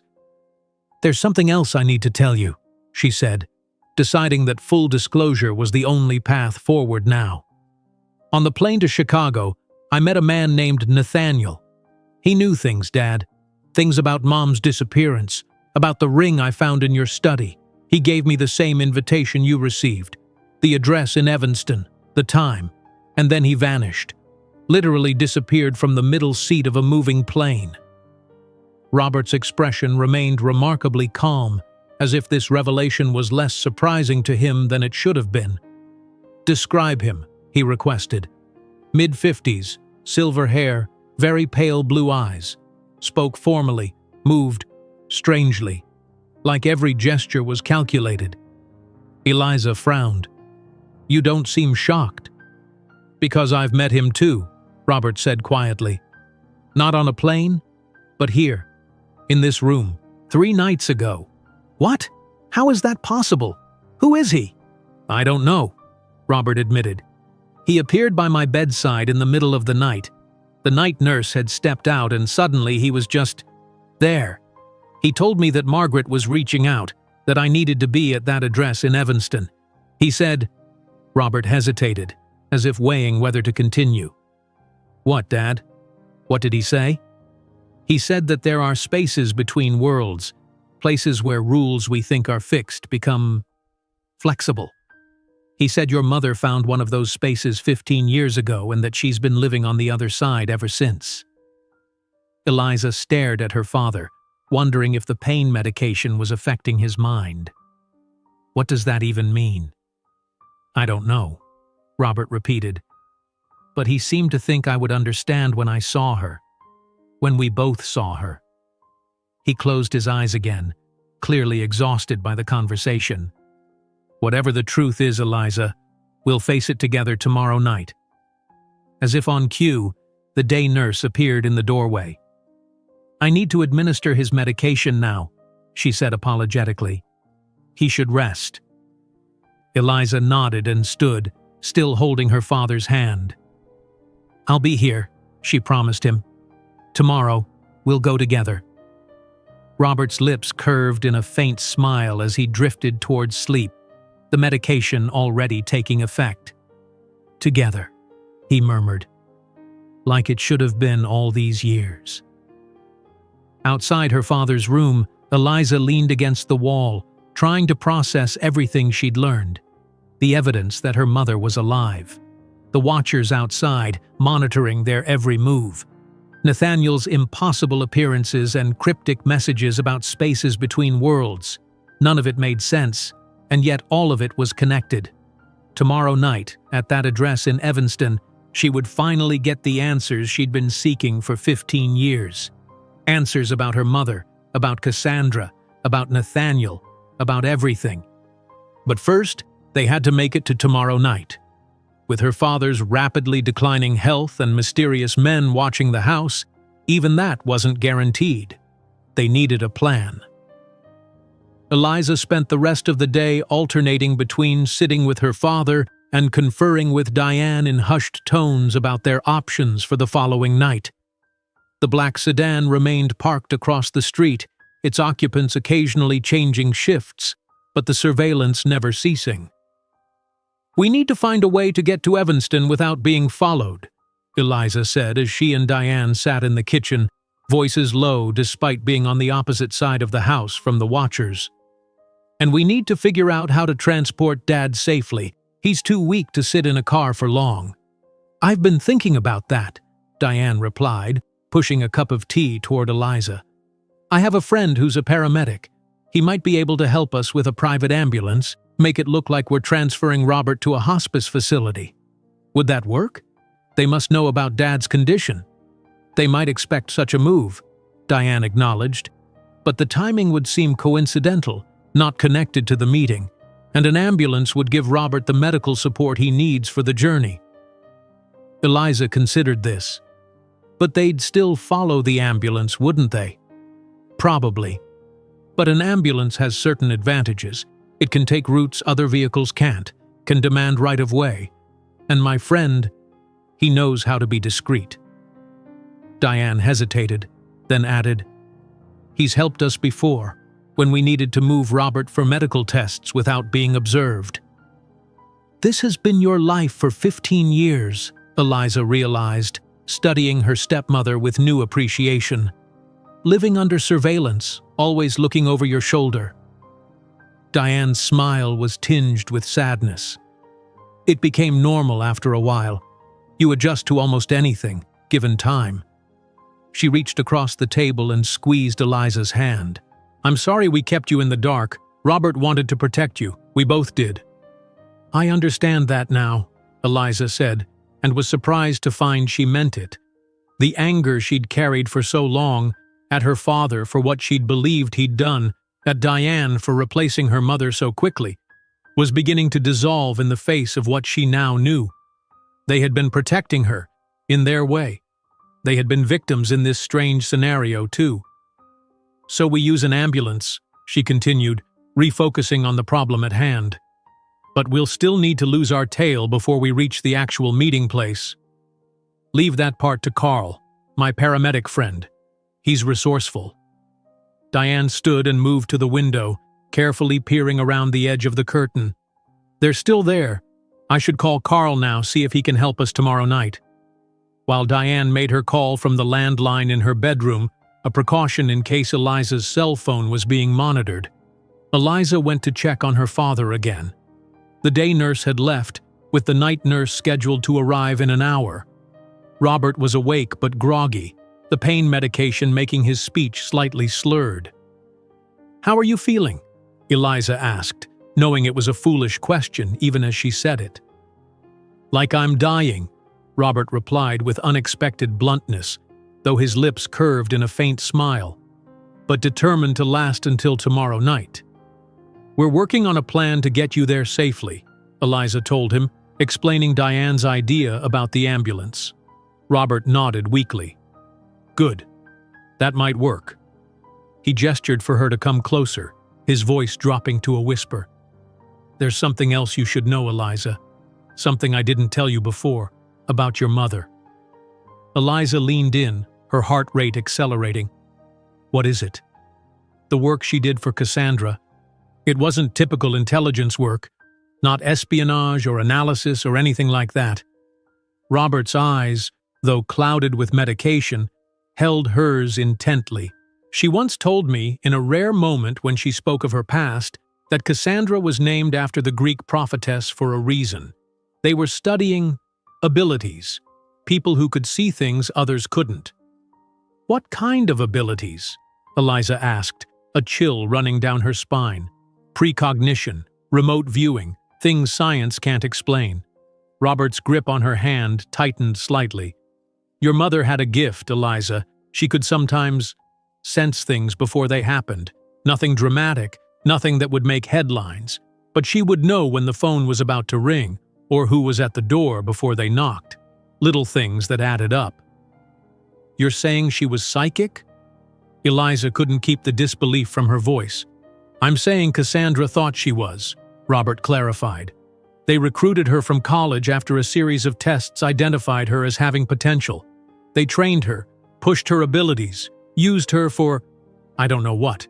She never said, and I never pressed. But I saw it myself sometimes. Her knowing things she couldn't possibly know." Eliza thought of the many small moments from her childhood when her mother had seemed to anticipate needs before they were expressed, had known when Eliza was upset without being told, had found lost objects with uncanny accuracy. She'd always attributed it to normal maternal intuition, but was it something more? Is that why they came for her? Because of this ability? "I think so," Robert said. "She said she'd accessed files she shouldn't have, but I believe it was more than that. I think she learned something using her gift, something they didn't want known, something dangerous enough that they were willing to kill to keep it secret." The idea was so fantastic that Eliza struggled to take it seriously. And yet, hadn't she already encountered the impossible in the form of Nathaniel, a man who could appear and disappear at will? Hadn't her father mentioned spaces between worlds where normal rules didn't apply? "Do you think that's what Nathaniel meant?" she asked. "About spaces between worlds? That Mom found some way to, what, move between dimensions?" "I don't know," Robert admitted. "But I think whatever she discovered, whatever she was running from, it goes beyond normal government secrets, beyond anything we can easily understand." His eyes drifted closed, exhaustion claiming him again. "Tomorrow night," he murmured. "Tomorrow night we'll know." Eliza sat with him until he fell asleep, her mind churning with this new information. When she returned downstairs, she found Diane in the kitchen, looking relieved. "Carl can help us," she reported. "He's on shift tomorrow evening, but he can arrange to be the one dispatched if we call for a transfer to hospice care. He says he has some ideas about how to lose anyone following the ambulance." "That's good," Eliza said, distracted by her conversation with her father. "Diane, did you ever notice anything unusual about my mother? Any strange abilities or talents?" Diane looked surprised by the question. "I never met your mother, Eliza. She was gone before Robert and I connected." "Right, of course." Eliza shook her head, trying to clear it. "Dad just told me something strange. He said Mom had some kind of psychic ability, that this Cassandra program was studying people like her." To Eliza's surprise, Diane didn't look shocked or dismissive. "That would explain some things," she said slowly. "Things Robert has said over the years, usually when he's very tired or when the pain medication makes him less guarded. Comments about your mother knowing things, sensing things." "You believe it's possible?" Diane considered the question carefully. "I believe there are many things in this world we don't understand," she said finally.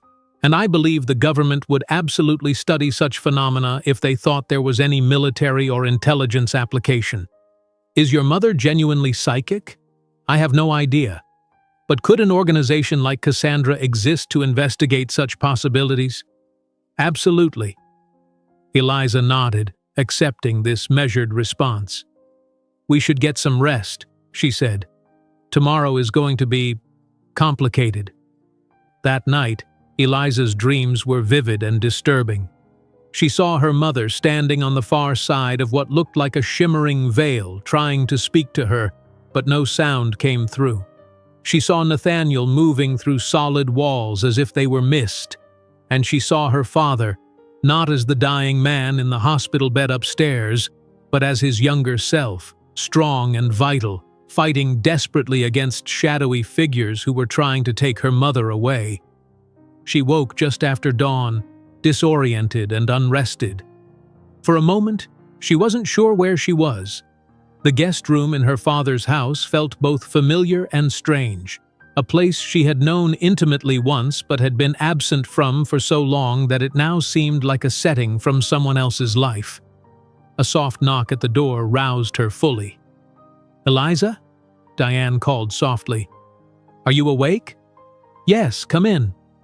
Diane entered, already dressed for the day but looking as tired as Eliza felt. "I've just been with Robert. He's not doing well this morning. The nurse says his vital signs are weaker. His body is starting to shut down." Eliza sat up, alarm coursing through her. "Will he make it until tonight?" "The nurse thinks so, but she's recommending we move him to hospice care sooner rather than later." Diane's expression was grim. "Which actually works for our plan, but I wanted you to be prepared. He's fading quickly." Eliza dressed hurriedly and went to her father's room. The change from yesterday was shocking. Robert's skin now had a gray undertone. His breathing was shallow and labored, and his eyes, when they fluttered open at her approach, were unfocused. "Dad?" she said, taking his hand. "It's Eliza." He seemed to struggle to focus on her, recognition dawning slowly. "Eliza," he whispered. "What time is it?" "Just after 7 in the morning, Tuesday morning." "Today," he said, squeezing her hand with what little strength he had left. "Tonight we see her." "Yes," Eliza confirmed, forcing confidence into her voice though her heart was sinking. She wasn't sure he would live that long, let alone be conscious enough to recognize her mother if she really did appear. "Diane's arranging the ambulance. We'll get you there." "Good." His eyes drifted closed again. So tired. The morning passed in a blur of medical consultations and preparations. The hospice doctor came to evaluate Robert and agreed that a transfer to inpatient hospice care was appropriate. Diane, playing her part to perfection, insisted on a specific facility in Evanston, citing its excellent reputation and proximity to a friend who could help her through this difficult time. The doctor made the arrangements, scheduling the transfer for 6 p.m., giving them just enough time to reach the meeting place by 8. Throughout these conversations, Eliza marveled at Diane's composure, her ability to navigate this complex situation while appearing to be simply a concerned wife making end-of-life arrangements for her husband. "You're remarkable," Eliza told her when they were alone again. "I don't think I could be this calm." "Years of practice," Diane replied with a sad smile. "And I've had time to prepare for losing him. I've known this was coming for months." She glanced toward the window. "They're still out there. 2 men in the sedan, and I spotted another one at the coffee shop across the street this morning. They're increasing their surveillance." "They must know something's happening today." "Probably." Diane looked at her watch. "Carl will be here with the ambulance at 6. He'll have a second paramedic with him, someone he trusts. They'll get Robert safely into the vehicle with all the medical equipment he needs. After that, we follow Carl's lead." "And then?" Eliza asked. "When we reach this address, what do we do? Just wait and see who shows up?" "That's all we can do," Diane said simply. "Be prepared for anything but hope for the best." The rest of the day passed with excruciating slowness. Eliza sat with her father, who drifted in and out of consciousness, occasionally squeezing her hand or murmuring something indistinct. The nurse monitored his vital signs, adjusting his medication to keep him comfortable. Diane made calls, finalizing the hospice arrangements, her voice steady and businesslike though her eyes betrayed her concern. Outside, the watchers remained, the black sedan a constant presence across the street. Eliza found herself checking the time obsessively, counting down the hours, then the minutes, until 6 o'clock. At 5:30, while Diane was upstairs helping the nurse prepare Robert for transport, Eliza's phone buzzed with a text from an unknown number. "Be careful tonight. Trust nothing you see. N. Nathaniel."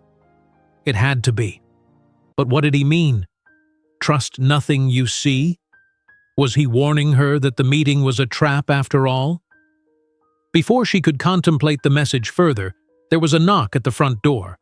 She checked her watch, still 20 minutes before the ambulance was scheduled to arrive. Cautiously, she approached the door and looked through the peephole. Detective Brandt stood on the porch, looking anxious. Eliza opened the door, surprised. "Detective? What are you doing here?" "We need to talk," Brandt said urgently, stepping inside without waiting for an invitation. "I've found something about Adrian Cole, something you need to know before tonight." Eliza led Brandt into the kitchen, away from the windows. "What about Adrian Cole?" she asked, keeping her voice low. Brandt looked tense, his normally composed demeanor betraying genuine concern. "I did some more digging after you left yesterday, called in some favors, reached out to old contacts. I found out that Adrian Cole didn't die in that car accident in 2005. "What?" "The accident was staged. Cole went deep undercover after that, working on something classified. And here's the kicker. He resurfaced briefly in 2010, right around the time your mother disappeared." Eliza felt a chill run through her. "You think he was involved? That he was one of the men who came for her that night?" "It's possible," Brandt admitted. "But there's more. I found a connection between Cole and a research facility in Evanston, the same address you're supposed to go to tonight." Eliza sank into a chair trying to process this new information. "What kind of research facility?" "On paper, it's a private think tank called the Thorne Institute, specializing in advanced cognitive studies. But it's received substantial funding from DARPA and other government agencies associated with experimental programs." Brandt leaned closer. "And get this, the property is owned by a shell company that traces back to a holding group with ties to several other locations linked to classified research, including one in Geneva, Switzerland." "Where my mother was seen on that video," Eliza murmured. "Exactly." Brandt placed a small folder on the table. "There's something else you should see." Inside the folder was a photograph, recent by the look of it, of a man entering the Thorne Institute. Though older than in the photograph Eliza had found in her father's study, she recognized him immediately. Adrian Cole. "This was taken yesterday," Brandt said. "He's there, Eliza, at the place you're supposed to go tonight." "So it is a trap," Eliza said, her heart sinking. "They're using us to—" "What? Confirm Mom is still alive? Draw her out?" "Maybe," Brandt acknowledged. "Or maybe your mother really is there working with Cole now. We don't know enough about what happened 15 years ago, about her relationship with Cole or with Cassandra." Diane appeared in the doorway, surprise registering on her face at the sight of Brandt. "Detective, what's going on?" Quickly, Eliza introduced them and summarized what Brandt had discovered. Diane's expression grew increasingly concerned as she absorbed the information. "So this Thorne Institute is connected to Cassandra?" she asked. "I can't confirm that," Brandt said. "Cassandra doesn't officially exist in any records I can access. But the pattern fits. Secretive research, government funding through obscured channels, facilities in multiple countries." "We need to tell Dad," Eliza said, standing. "Wait," Diane cautioned. "Robert is very weak. If we tell him this place might be a trap, he might insist on going anyway. And the stress could—" She didn't finish the sentence, but she didn't need to. They all knew what she meant. In his condition, any additional stress could be fatal. "So what do we do?" Eliza asked, looking between Brandt and Diane. "Cancel the meeting? But if Mom is really there, if this is our only chance to see her—" "I'm not saying don't go," Brandt clarified. "I'm saying go in with your eyes open. Be prepared for anything." He reached into his jacket and withdrew a small object, placing it on the table beside the folder. A gun. "I can't give you this officially," he said, "but unofficially, I think you should have protection." Eliza stared at the weapon. She'd never held a gun before, let alone fired one. "I don't know how to use that." "Safety's here," Brandt demonstrated without touching the gun. "Point and pull the trigger. It's loaded with 6 rounds. Hopefully you won't need it, but if you do—" Diane reached out and took the gun before Eliza could, checking it with surprising competence. "I know how to use it," she said, catching Eliza's startled look. "Robert insisted I learn years ago." She tucked the weapon into her purse. "Thank you, Detective." A vehicle pulled up outside. The ambulance, right on schedule. Through the kitchen window, Eliza could see the black sedan across the street, its occupants suddenly alert, one speaking into what looked like a radio or phone. "They're watching the ambulance," she reported. "As we expected," Diane said, her composure returning. "Detective, thank you for the warning, but we need to proceed with our plan. Would you like to come with us?" Brandt shook his head. "I'd only complicate things. But I'll be nearby, keeping an eye on that place from a distance. If you need help, call me." He handed Eliza a card with his cell number. Carl, Diane's paramedic friend, turned out to be a burly man in his 40s with a no-nonsense attitude and kind eyes. He and his partner efficiently transferred Robert from his bed to a gurney, hooking him up to portable monitoring equipment and oxygen. Robert was awake but groggy, his eyes finding Eliza's as they wheeled him toward the stairs. "Tonight," he whispered, reaching for her hand. "We'll see her tonight." "Yes, Dad," Eliza assured him, squeezing his hand gently. "Just rest now. Save your strength." The transfer to the ambulance went smoothly, with Carl and his partner handling Robert with practiced care. Diane insisted on riding in the back with her husband, playing the part of the devoted wife to perfection. Eliza would follow in her rental car, maintaining the illusion that this was simply a hospice transfer.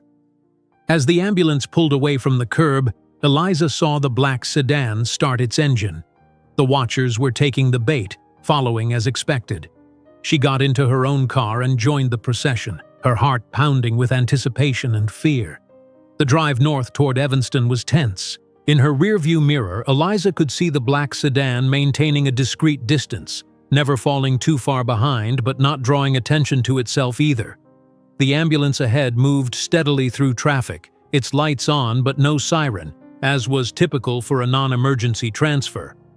About halfway to Evanston, as they approached a major intersection, Carl suddenly activated the ambulance's full emergency lights and siren and accelerated through a yellow light, turning sharply left. Eliza followed, barely making it through the intersection before the light turned red. In her mirror, she saw the black sedan stuck at the light, its driver visibly frustrated. The ambulance continued at high speed for several blocks, then turned again, this time into the emergency bay of a small community hospital. Eliza pulled in behind it, confused. This wasn't the plan, and this certainly wasn't the address in Evanston they were supposed to go to. Carl jumped out of the driver's seat and hurried to her window. "Quick," he said. "Pull into that parking garage across the street, 5th floor. We'll meet you there." Without waiting for questions, he returned to the ambulance and began a convincing show of unloading equipment as if they were genuinely transferring a patient. Eliza did as instructed, driving to the parking garage and ascending to the 5th floor, her mind racing with questions. 10 minutes later, a different ambulance, same model but with a different service name on the side, pulled up beside her car. Carl was at the wheel, and when the back doors opened, Diane waved her over.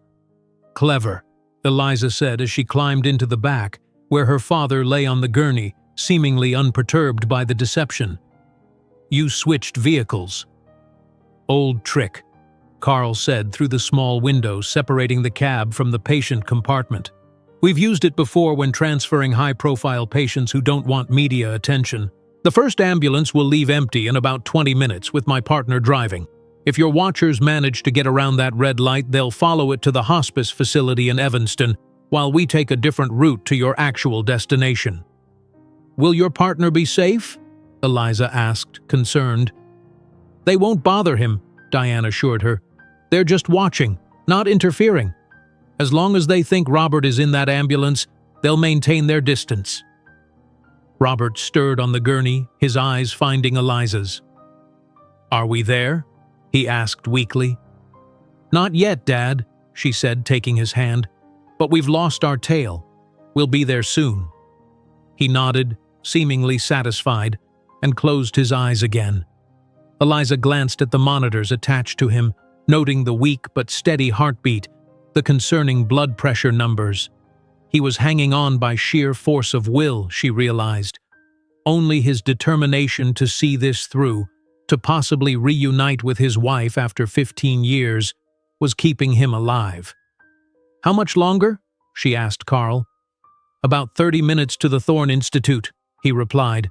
We're taking a roundabout route, just to be sure we weren't followed. Eliza used the time to update Diane on everything Brandt had told her, including the revelation about Adrian Cole being at the Institute. Do you think my mother is working with him now? She asked. That they're both part of whatever this Thorne Institute is doing? It's possible, Diane said, though she looked troubled. But if Cole was one of the men who came for her that night, if he was part of the threat, it doesn't make sense that she'd be working with him now. Unless she didn't really escape, Eliza suggested grimly. What if they caught her later? What if she's been their prisoner all these years? The thought hung heavy in the ambulance as they continued their journey. Outside, dusk was falling, the cityscape gradually transforming as lights came on in buildings and along streets. They were getting close to Evanston, to the meeting that might finally provide answers to the questions that had haunted them for 15 years. Eliza's phone buzzed with another text from the unknown number. Almost time. Remember what I said. Trust nothing you see. She showed the message to Diane, who frowned. What does he mean by that? This Nathaniel person? I don't know, Eliza admitted, but given everything else that's happened, I'm inclined to take his warnings seriously.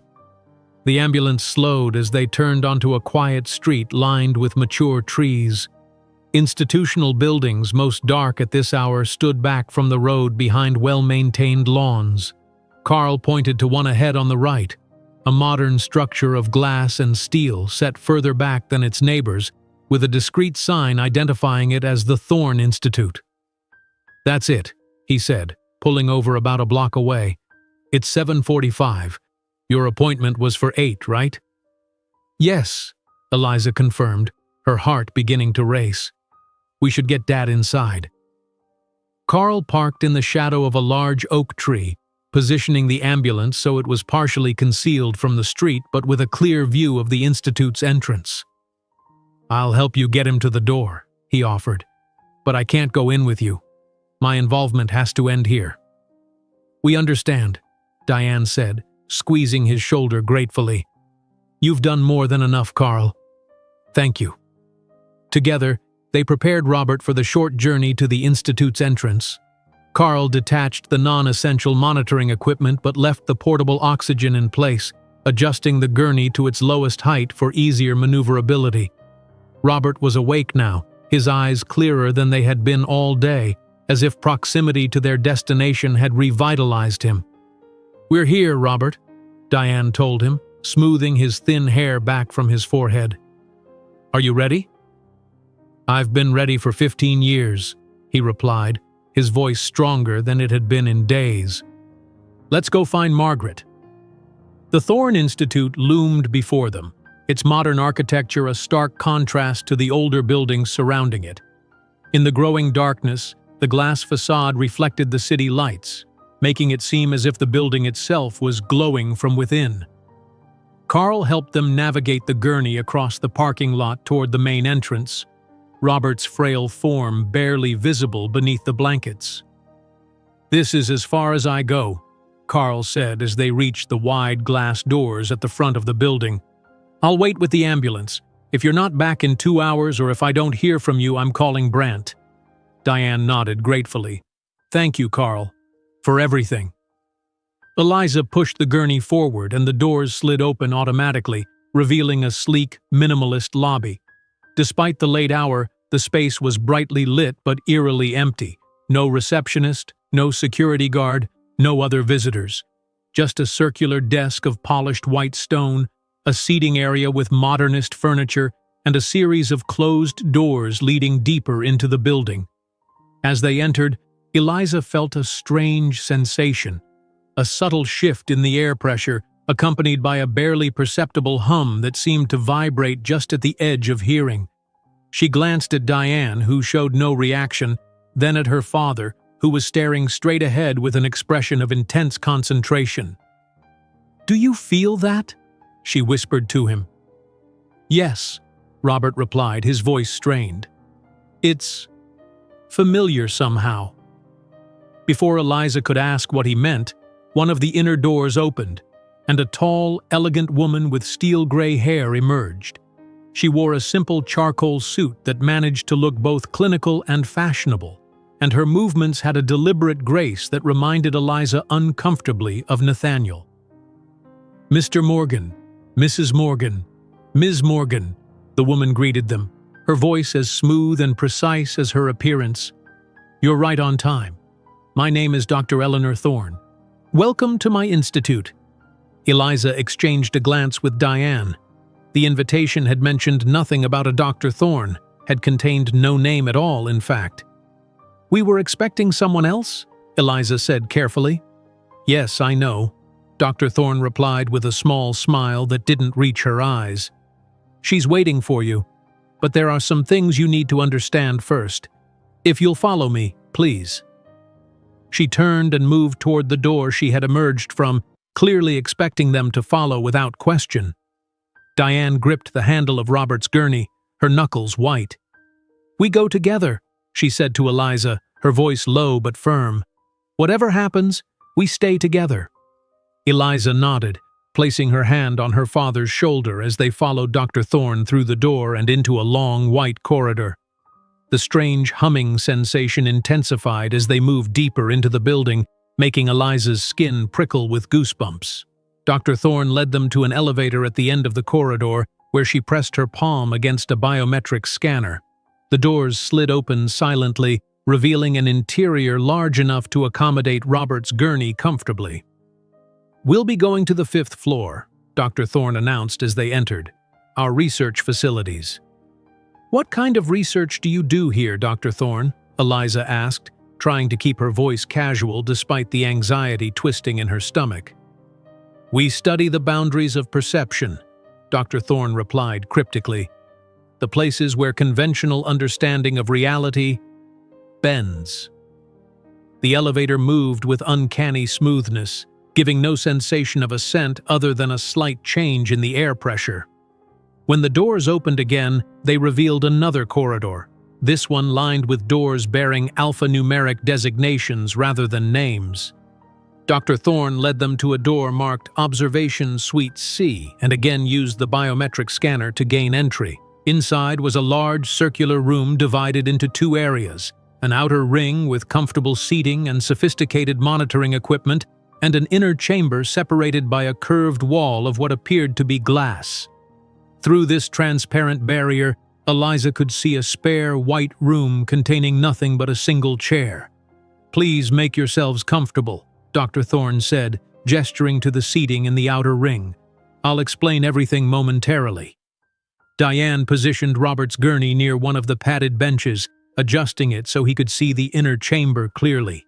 His breathing had become more labored, his skin taking on a concerning grayish tinge, but his eyes remained alert, fixed on the glass wall as if expecting his wife to materialize on the other side at any moment.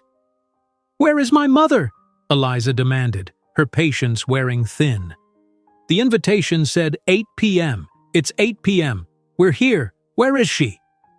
Dr. Thorne regarded her with a clinical interest that made Eliza feel like a specimen under a microscope.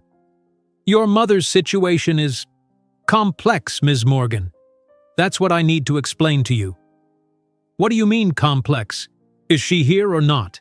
"She is here," Dr. Thorne confirmed, her gaze shifting to include Robert and Diane. "But here is a relative term in her case. Your father may have told you that Margaret discovered something during her time with Cassandra, something that led to her apparent disappearance 15 years ago. Robert made a small sound, halfway between a gasp and a sob. You know about Cassandra, he said. You were part of it. I was its director, Dr. Thorne corrected him. Cassandra was my program, Mr. Morgan. Your wife was one of our most promising subjects. Eliza felt as if the floor had dropped away beneath her. Subjects? What exactly was Cassandra studying? As I said, the boundaries of perception. Dr. Thorne moved to one of the monitoring stations and activated a screen which displayed a series of brain scans. Some individuals possess a neurological architecture that allows them to perceive aspects of reality that remain hidden to others. Your mother was such an individual. Her ability to see beyond conventional limits made her invaluable to our research.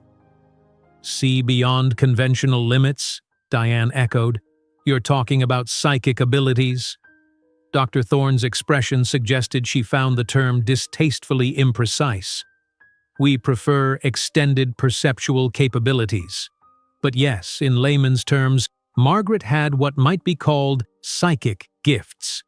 Specifically, she could perceive alternate probability states, potential versions of reality that exist parallel to our own. Parallel worlds, Eliza murmured, remembering Nathaniel's cryptic words about spaces between worlds. Not exactly, Dr. Thorne said. Think of reality as a branching structure, where every decision, every quantum fluctuation creates a new branch. Most people can perceive only the branch they occupy. Margaret could perceive multiple branches simultaneously, and eventually she learned to do more than perceive them. A chill ran through Eliza as she began to understand. She learned to move between them. That's how she disappeared that night. She didn't just run away physically, she stepped into another branch of reality. Very good, Ms. Morgan, Dr. Thorne said, with the faint approval of a teacher whose student has made an unexpected leap of logic. That's precisely what happened. The men who came for her that night were there to bring her back to Cassandra. She had been exhibiting increasingly unstable behavior, accessing classified information, making alarming statements about what she had seen in alternate probability states. We were concerned for her safety and for the security of the program. You were concerned she would expose you, Robert interjected, his voice weak but charged with anger. You were doing something she couldn't accept, something unethical. Dr.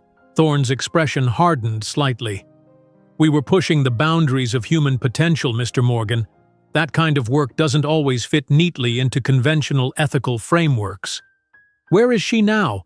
Eliza demanded, growing increasingly distressed. You said she's here. What does that mean? In response, Dr. Thorne pressed a series of controls on the monitoring station. The lights in the inner chamber dimmed, and the humming sound that had been present since they entered the building intensified, becoming almost painful in its insistence.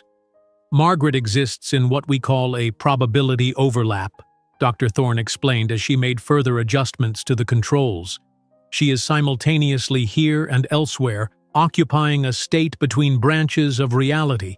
We can temporarily strengthen the connection to our branch, allowing for limited interaction, but it's not without risk, to her or to the structural integrity of the branches themselves. You're saying you can make her appear? Like a ghost? Diane asked, her skepticism evident. Not like a ghost, Mrs. Morgan.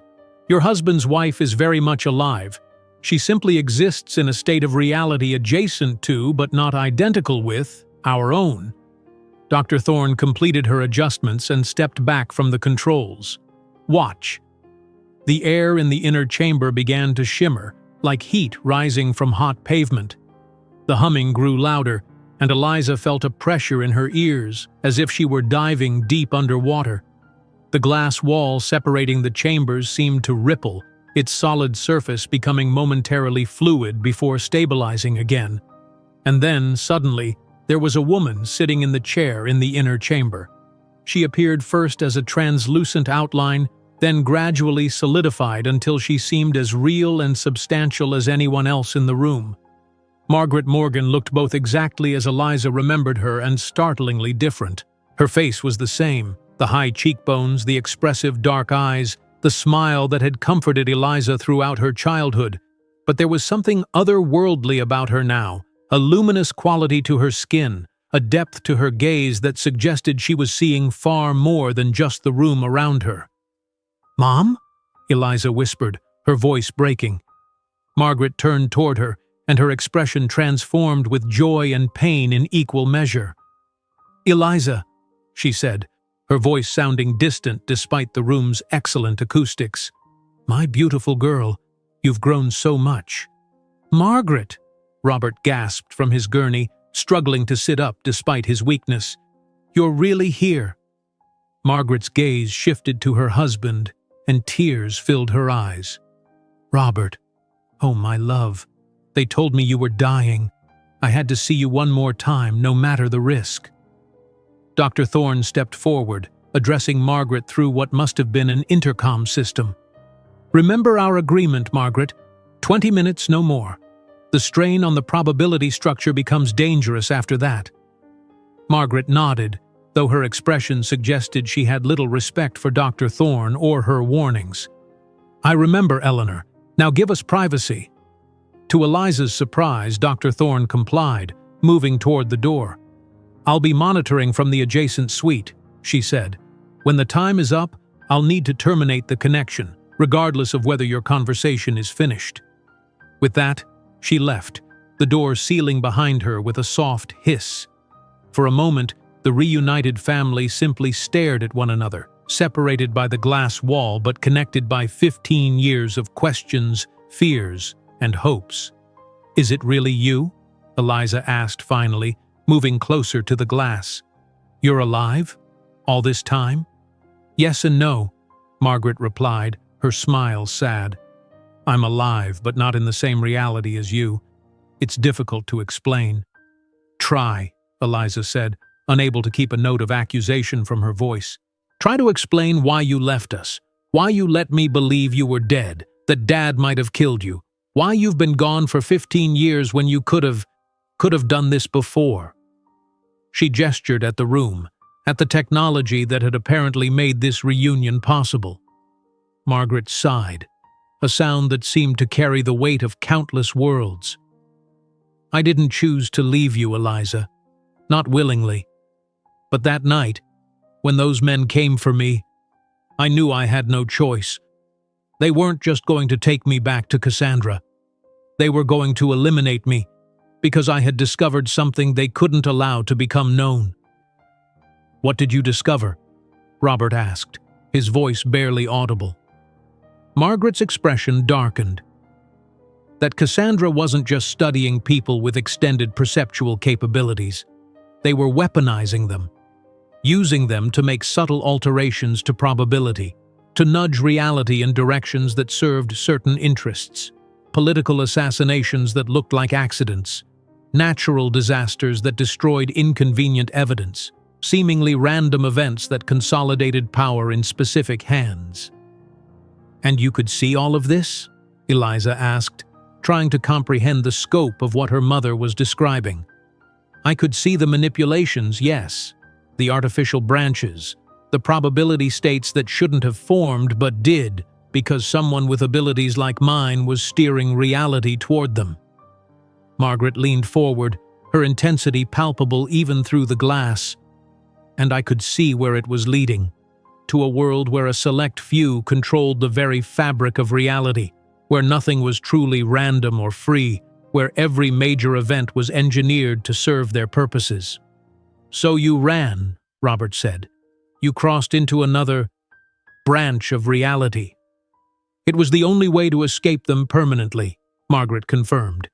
"In my desperation, I pushed my ability further than ever before. Instead of just perceiving other probability states, I physically transitioned into one. But once I did, I discovered I couldn't fully return. I became caught between worlds, able to perceive multiple realities simultaneously, but unable to fully exist in any single one." That sounds like hell, Diane said softly, speaking for the first time since Margaret had appeared. Margaret's gaze turned to her, curious but not hostile. You must be Diane, Robert's wife. Yes, Diane replied, clearly uncomfortable but holding her ground. I've been taking care of him, especially since the cancer. Thank you for that, Margaret said with genuine warmth. And yes, it has been a kind of hell, seeing countless versions of reality but being unable to fully participate in any of them. Watching my daughter grow up from a distance, unable to comfort her, to explain, to be the mother she deserved. Why contact us now? Eliza asked. After all this time? Because Robert is dying, Margaret said simply. In every probability branch I can perceive, his time is ending. And because the Thorne Institute finally developed technology that could stabilize the connection between branches enough for this kind of interaction. She gestured at the room around her. Eleanor Thorne was my colleague at Cassandra before she broke away to form her own research group. She's been trying to reach me for years to study my condition. I finally responded, on the condition that she help me see my family one last time. Robert made a sound of distress, his monitoring equipment beginning to beep in warning.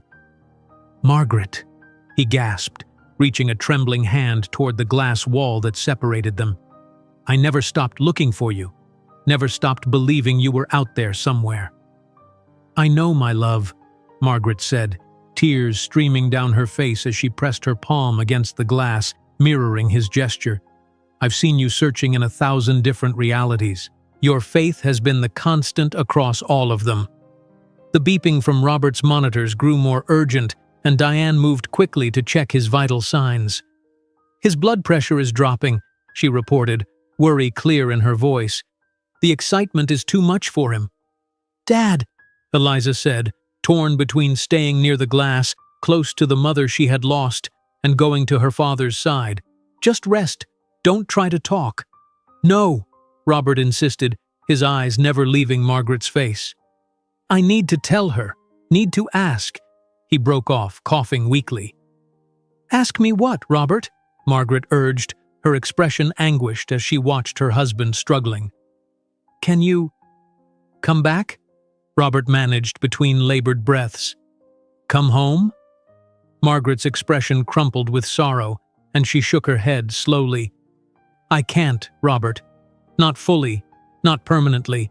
I've tried so many times, in so many ways. My consciousness is too dispersed across probability branches now. If I tried to fully materialize in your reality, I would…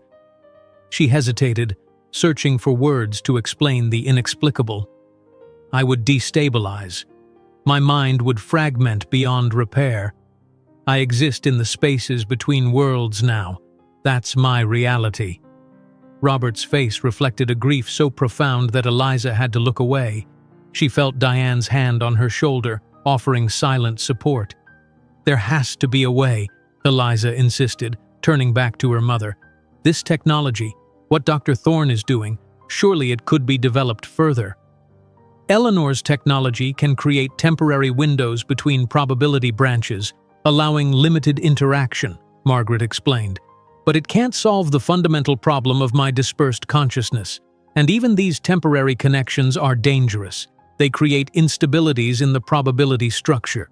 Use them too often or for too long and reality itself begins to fracture. As if to illustrate her point, the air around Margaret briefly shimmered, her image becoming momentarily transparent before solidifying again. The humming sound that permeated the building crescendoed, then settled back to its previous intensity. I don't have much time, Margaret said urgently. There's something else you need to know, something important. She leaned forward, her gaze intense. Eleanor Thorne is continuing the work that Cassandra began. She's identifying individuals with abilities like mine, studying them, preparing to use them to manipulate probability. To what end? Diane asked. Power, Margaret replied simply. Control over the direction of human events. Imagine being able to ensure that every election, every scientific breakthrough, every economic shift happens exactly as you wish. That's what they're working toward. Then why are you cooperating with her? Eliza demanded. Why agree to use her technology if she's continuing the work you fled from? A small, sad smile crossed Margaret's face. Because I needed to see you, and because I needed to warn you. She turned to Robert. You were right to keep Eliza away all these years. It protected her from their attention. But now that you've come here, now that they've seen her, she'll be on their radar. What do you mean? Eliza asked, a chill running through her. Abilities like mine often run in families, Margaret explained. Cassandra knew that. Thorne knows it too. They'll be watching you now, looking for signs that you've inherited my perceptual capabilities. Robert's monitors beeped more urgently, his vital signs clearly deteriorating as the stress of the situation taxed his failing body. Eliza, he gasped. You need to leave. Get away from here. I'm not leaving you, Eliza insisted, moving to his side and taking his hand. And I'm not leaving Mom, not when I've just found her again. You have to, Margaret said, her voice breaking. For your own safety. Robert is right. The door to the observation suite slid open and Dr. Thorne re-entered, her expression severe. The connection is becoming unstable, she announced. We need to terminate it immediately. No, Eliza protested. We need more time. Dr. Thorne ignored her, moving to the control panel. Margaret, you know the risks. The probability fluctuations are increasing exponentially. If we don't end this now, the damage could be irreversible. Just a moment more, Margaret pleaded, her gaze fixed on her husband and daughter. Please, Eleanor. To Eliza's surprise, Dr. Thorne hesitated, then nodded curtly. 1 minute. No more. Margaret pressed her palm against the glass again. Robert, my love. You need to know that I never stopped loving you, never stopped watching over you in every reality I could perceive. Tears streamed down her face. And Eliza, my beautiful girl, I am so proud of the woman you've become, so proud and so sorry I couldn't be there to see it directly. Mom, Eliza choked, her own tears flowing freely now. I don't understand any of this. I don't know what to do. Trust yourself, Margaret said firmly. You have more of me in you than you know, and when the time comes, you'll understand what that means. Her gaze shifted to something over Eliza's shoulder, and a look of recognition crossed her face. Ah, he's here. Eliza turned to find Nathaniel standing silently in the corner of the room, as if he had been there all along. No one else seemed surprised or alarmed by his sudden appearance. Not Diane, not Robert, not even Dr. Thorne. You, Eliza whispered. Who are you? How do you keep appearing and disappearing? Nathaniel inclined his head in that formal way she remembered from the plane. I exist in a state similar to your mother's, though I came to it differently. I perceive multiple probability branches simultaneously and can, with effort, manifest briefly in any of them. He's been helping me, Margaret explained, watching over you when I couldn't, guiding you here when it was time. Time's up, Dr. Thorne announced, her fingers moving across the control panel. The connection must be terminated now. Margaret's image began to flicker, the air around her shimmering violently. Remember what I told you, Eliza, she called, her voice growing fainter. Trust yourself and watch for the signs. I'll be with you, even when you can't see me. Mom, wait! Eliza cried, pressing her hands against the glass. You can't leave again! But Margaret was already fading, her form becoming transparent, then dissolving entirely. The humming sound peaked and then abruptly ceased, leaving a silence that felt emptier than before. She's gone, Dr. Thorne stated, shutting down the equipment. The connection has been severed. Eliza rounded on her, fury replacing grief. Bring her back. That's not possible. The probability structure needs time to stabilize before another connection attempt could be made. And even then, Dr. Thorne hesitated, her clinical demeanor slipping slightly. Even then, it might not be advisable. Each connection put strain on both Margaret's consciousness, and on the boundaries between probability branches. A weak voice drew Eliza's attention back to the gurney. "Eliza!" Robert called, barely audible. "Come here!" She rushed to his side, alarmed by how rapidly his condition had deteriorated. His skin was gray, his breathing shallow and irregular, the monitors showing critical readings on multiple fronts. "Dad," she said, taking his hand, "we need to get you to a hospital." "No," he whispered. "It's too late for that. I saw her, Eliza. I saw Margaret. That's all I wanted." "Don't talk like that," Eliza insisted, though she knew he was right. The cancer had reached its endgame, accelerated by the stress and emotion of the evening. "We'll get you help." Robert smiled faintly, his eyes already growing distant. "I'm going to her," he murmured. "She's waiting for me, in the space between worlds." His gaze shifted to something Eliza couldn't see, his expression transforming with wonder and joy. "Margaret," he whispered. And then, with a soft sigh, Robert Morgan was gone. The monitors flatlined in unison, their alarms adding a mechanical counterpoint to Eliza's sob of grief. Diane moved quickly to silence them, then stood with her head bowed, her own tears falling silently. "I'm sorry for your loss," Dr. Thorne said, her voice surprisingly gentle. "Would you like a moment alone with him?" Eliza nodded, unable to speak through her tears. Dr. Thorne withdrew, leaving her and Diane with Robert's body and the echoing emptiness of the observation suite.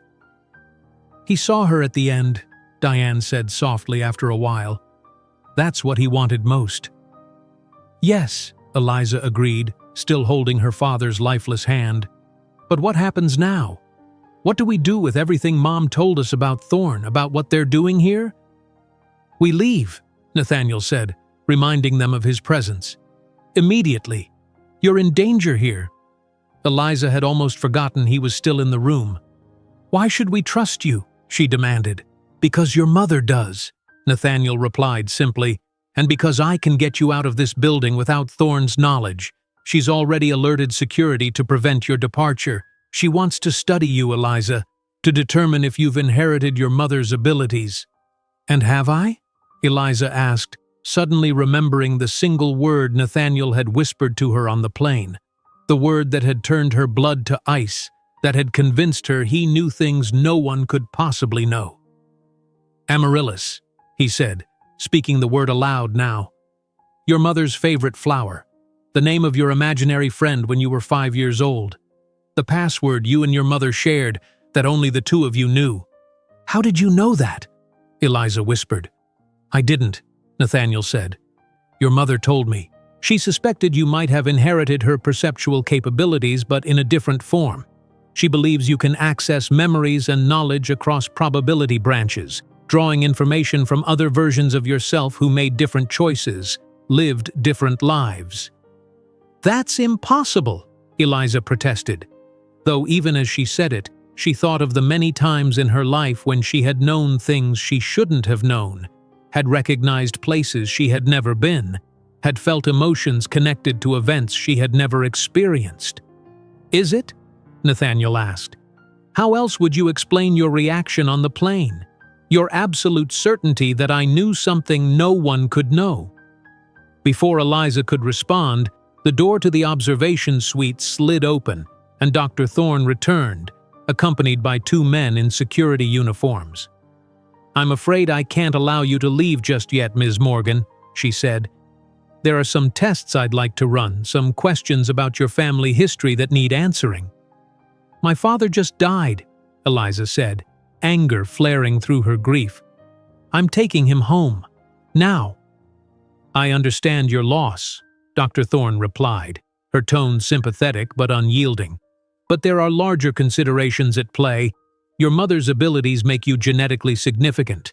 The potential scientific value is not your concern," Diane interrupted, stepping between Thorne and Eliza. Her hand moved to her purse where Eliza knew Brant's gun was concealed. "We're leaving. With Robert." Dr. Thorne's expression hardened. "I'm afraid I must insist."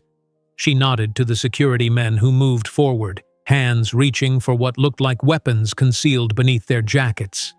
"Now, Eliza," Nathaniel said urgently, "close your eyes and picture your mother. Remember how she looked, how she sounded. Feel the connection between you." Without fully understanding why, Eliza obeyed, closing her eyes and conjuring an image of Margaret as she had appeared in the inner chamber, both familiar and otherworldly, both present and elsewhere. A strange sensation washed over her, like a current of electricity running just beneath her skin. The humming sound returned, but this time it seemed to be coming from within her, rather than from the building around them. "What's happening?" Dr. Thorne demanded, her voice suddenly alarmed. "What are you doing?" Eliza opened her eyes to find the room shimmering around her, the solid walls and floor seeming to waver like heat mirages. Dr. Thorne and the security men appeared frozen in place, their movements slowed to a near standstill. "You're perceiving the space between probability branches," Nathaniel explained, his form more solid and defined than everything else around them. "Like your mother, but in your own way. Take Diane's hand. Quickly." Eliza reached for her stepmother, who looked as bewildered as she felt. The moment their hands connected, the shimmering intensified, and Eliza felt a pulling sensation, as if reality itself was stretching around them. "What about Dad?" she asked, looking back at Robert's body on the gurney. "He's already gone," Nathaniel said gently. "His consciousness has joined your mother in the space between worlds. This shell is just that, a shell." Grief stabbed through Eliza, but she nodded in understanding. "What do we do now?" "You step sideways," Nathaniel said, "into a probability branch where you never came to the Thorne Institute tonight, where you're safe, at least for now." "Will I see you again?" Eliza asked. "Will I see my mother?" Nathaniel smiled, the expression transforming his formal features. "Your mother is always with you, Eliza, in every branch of probability, in every version of reality. As for me," he inclined his head, "I'll be watching over you, as I promised her I would." The shimmering intensified until the world around them seemed to dissolve entirely. Eliza felt as if she were falling and flying simultaneously, her consciousness expanding to encompass possibilities she had never imagined. Then, with a jolt, solidity returned. She was standing in her father's kitchen in Oak Park, Diane beside her, both of them gasping as if they'd run a great distance. "What just happened?" Diane asked, her voice shaking. "How did we get here?"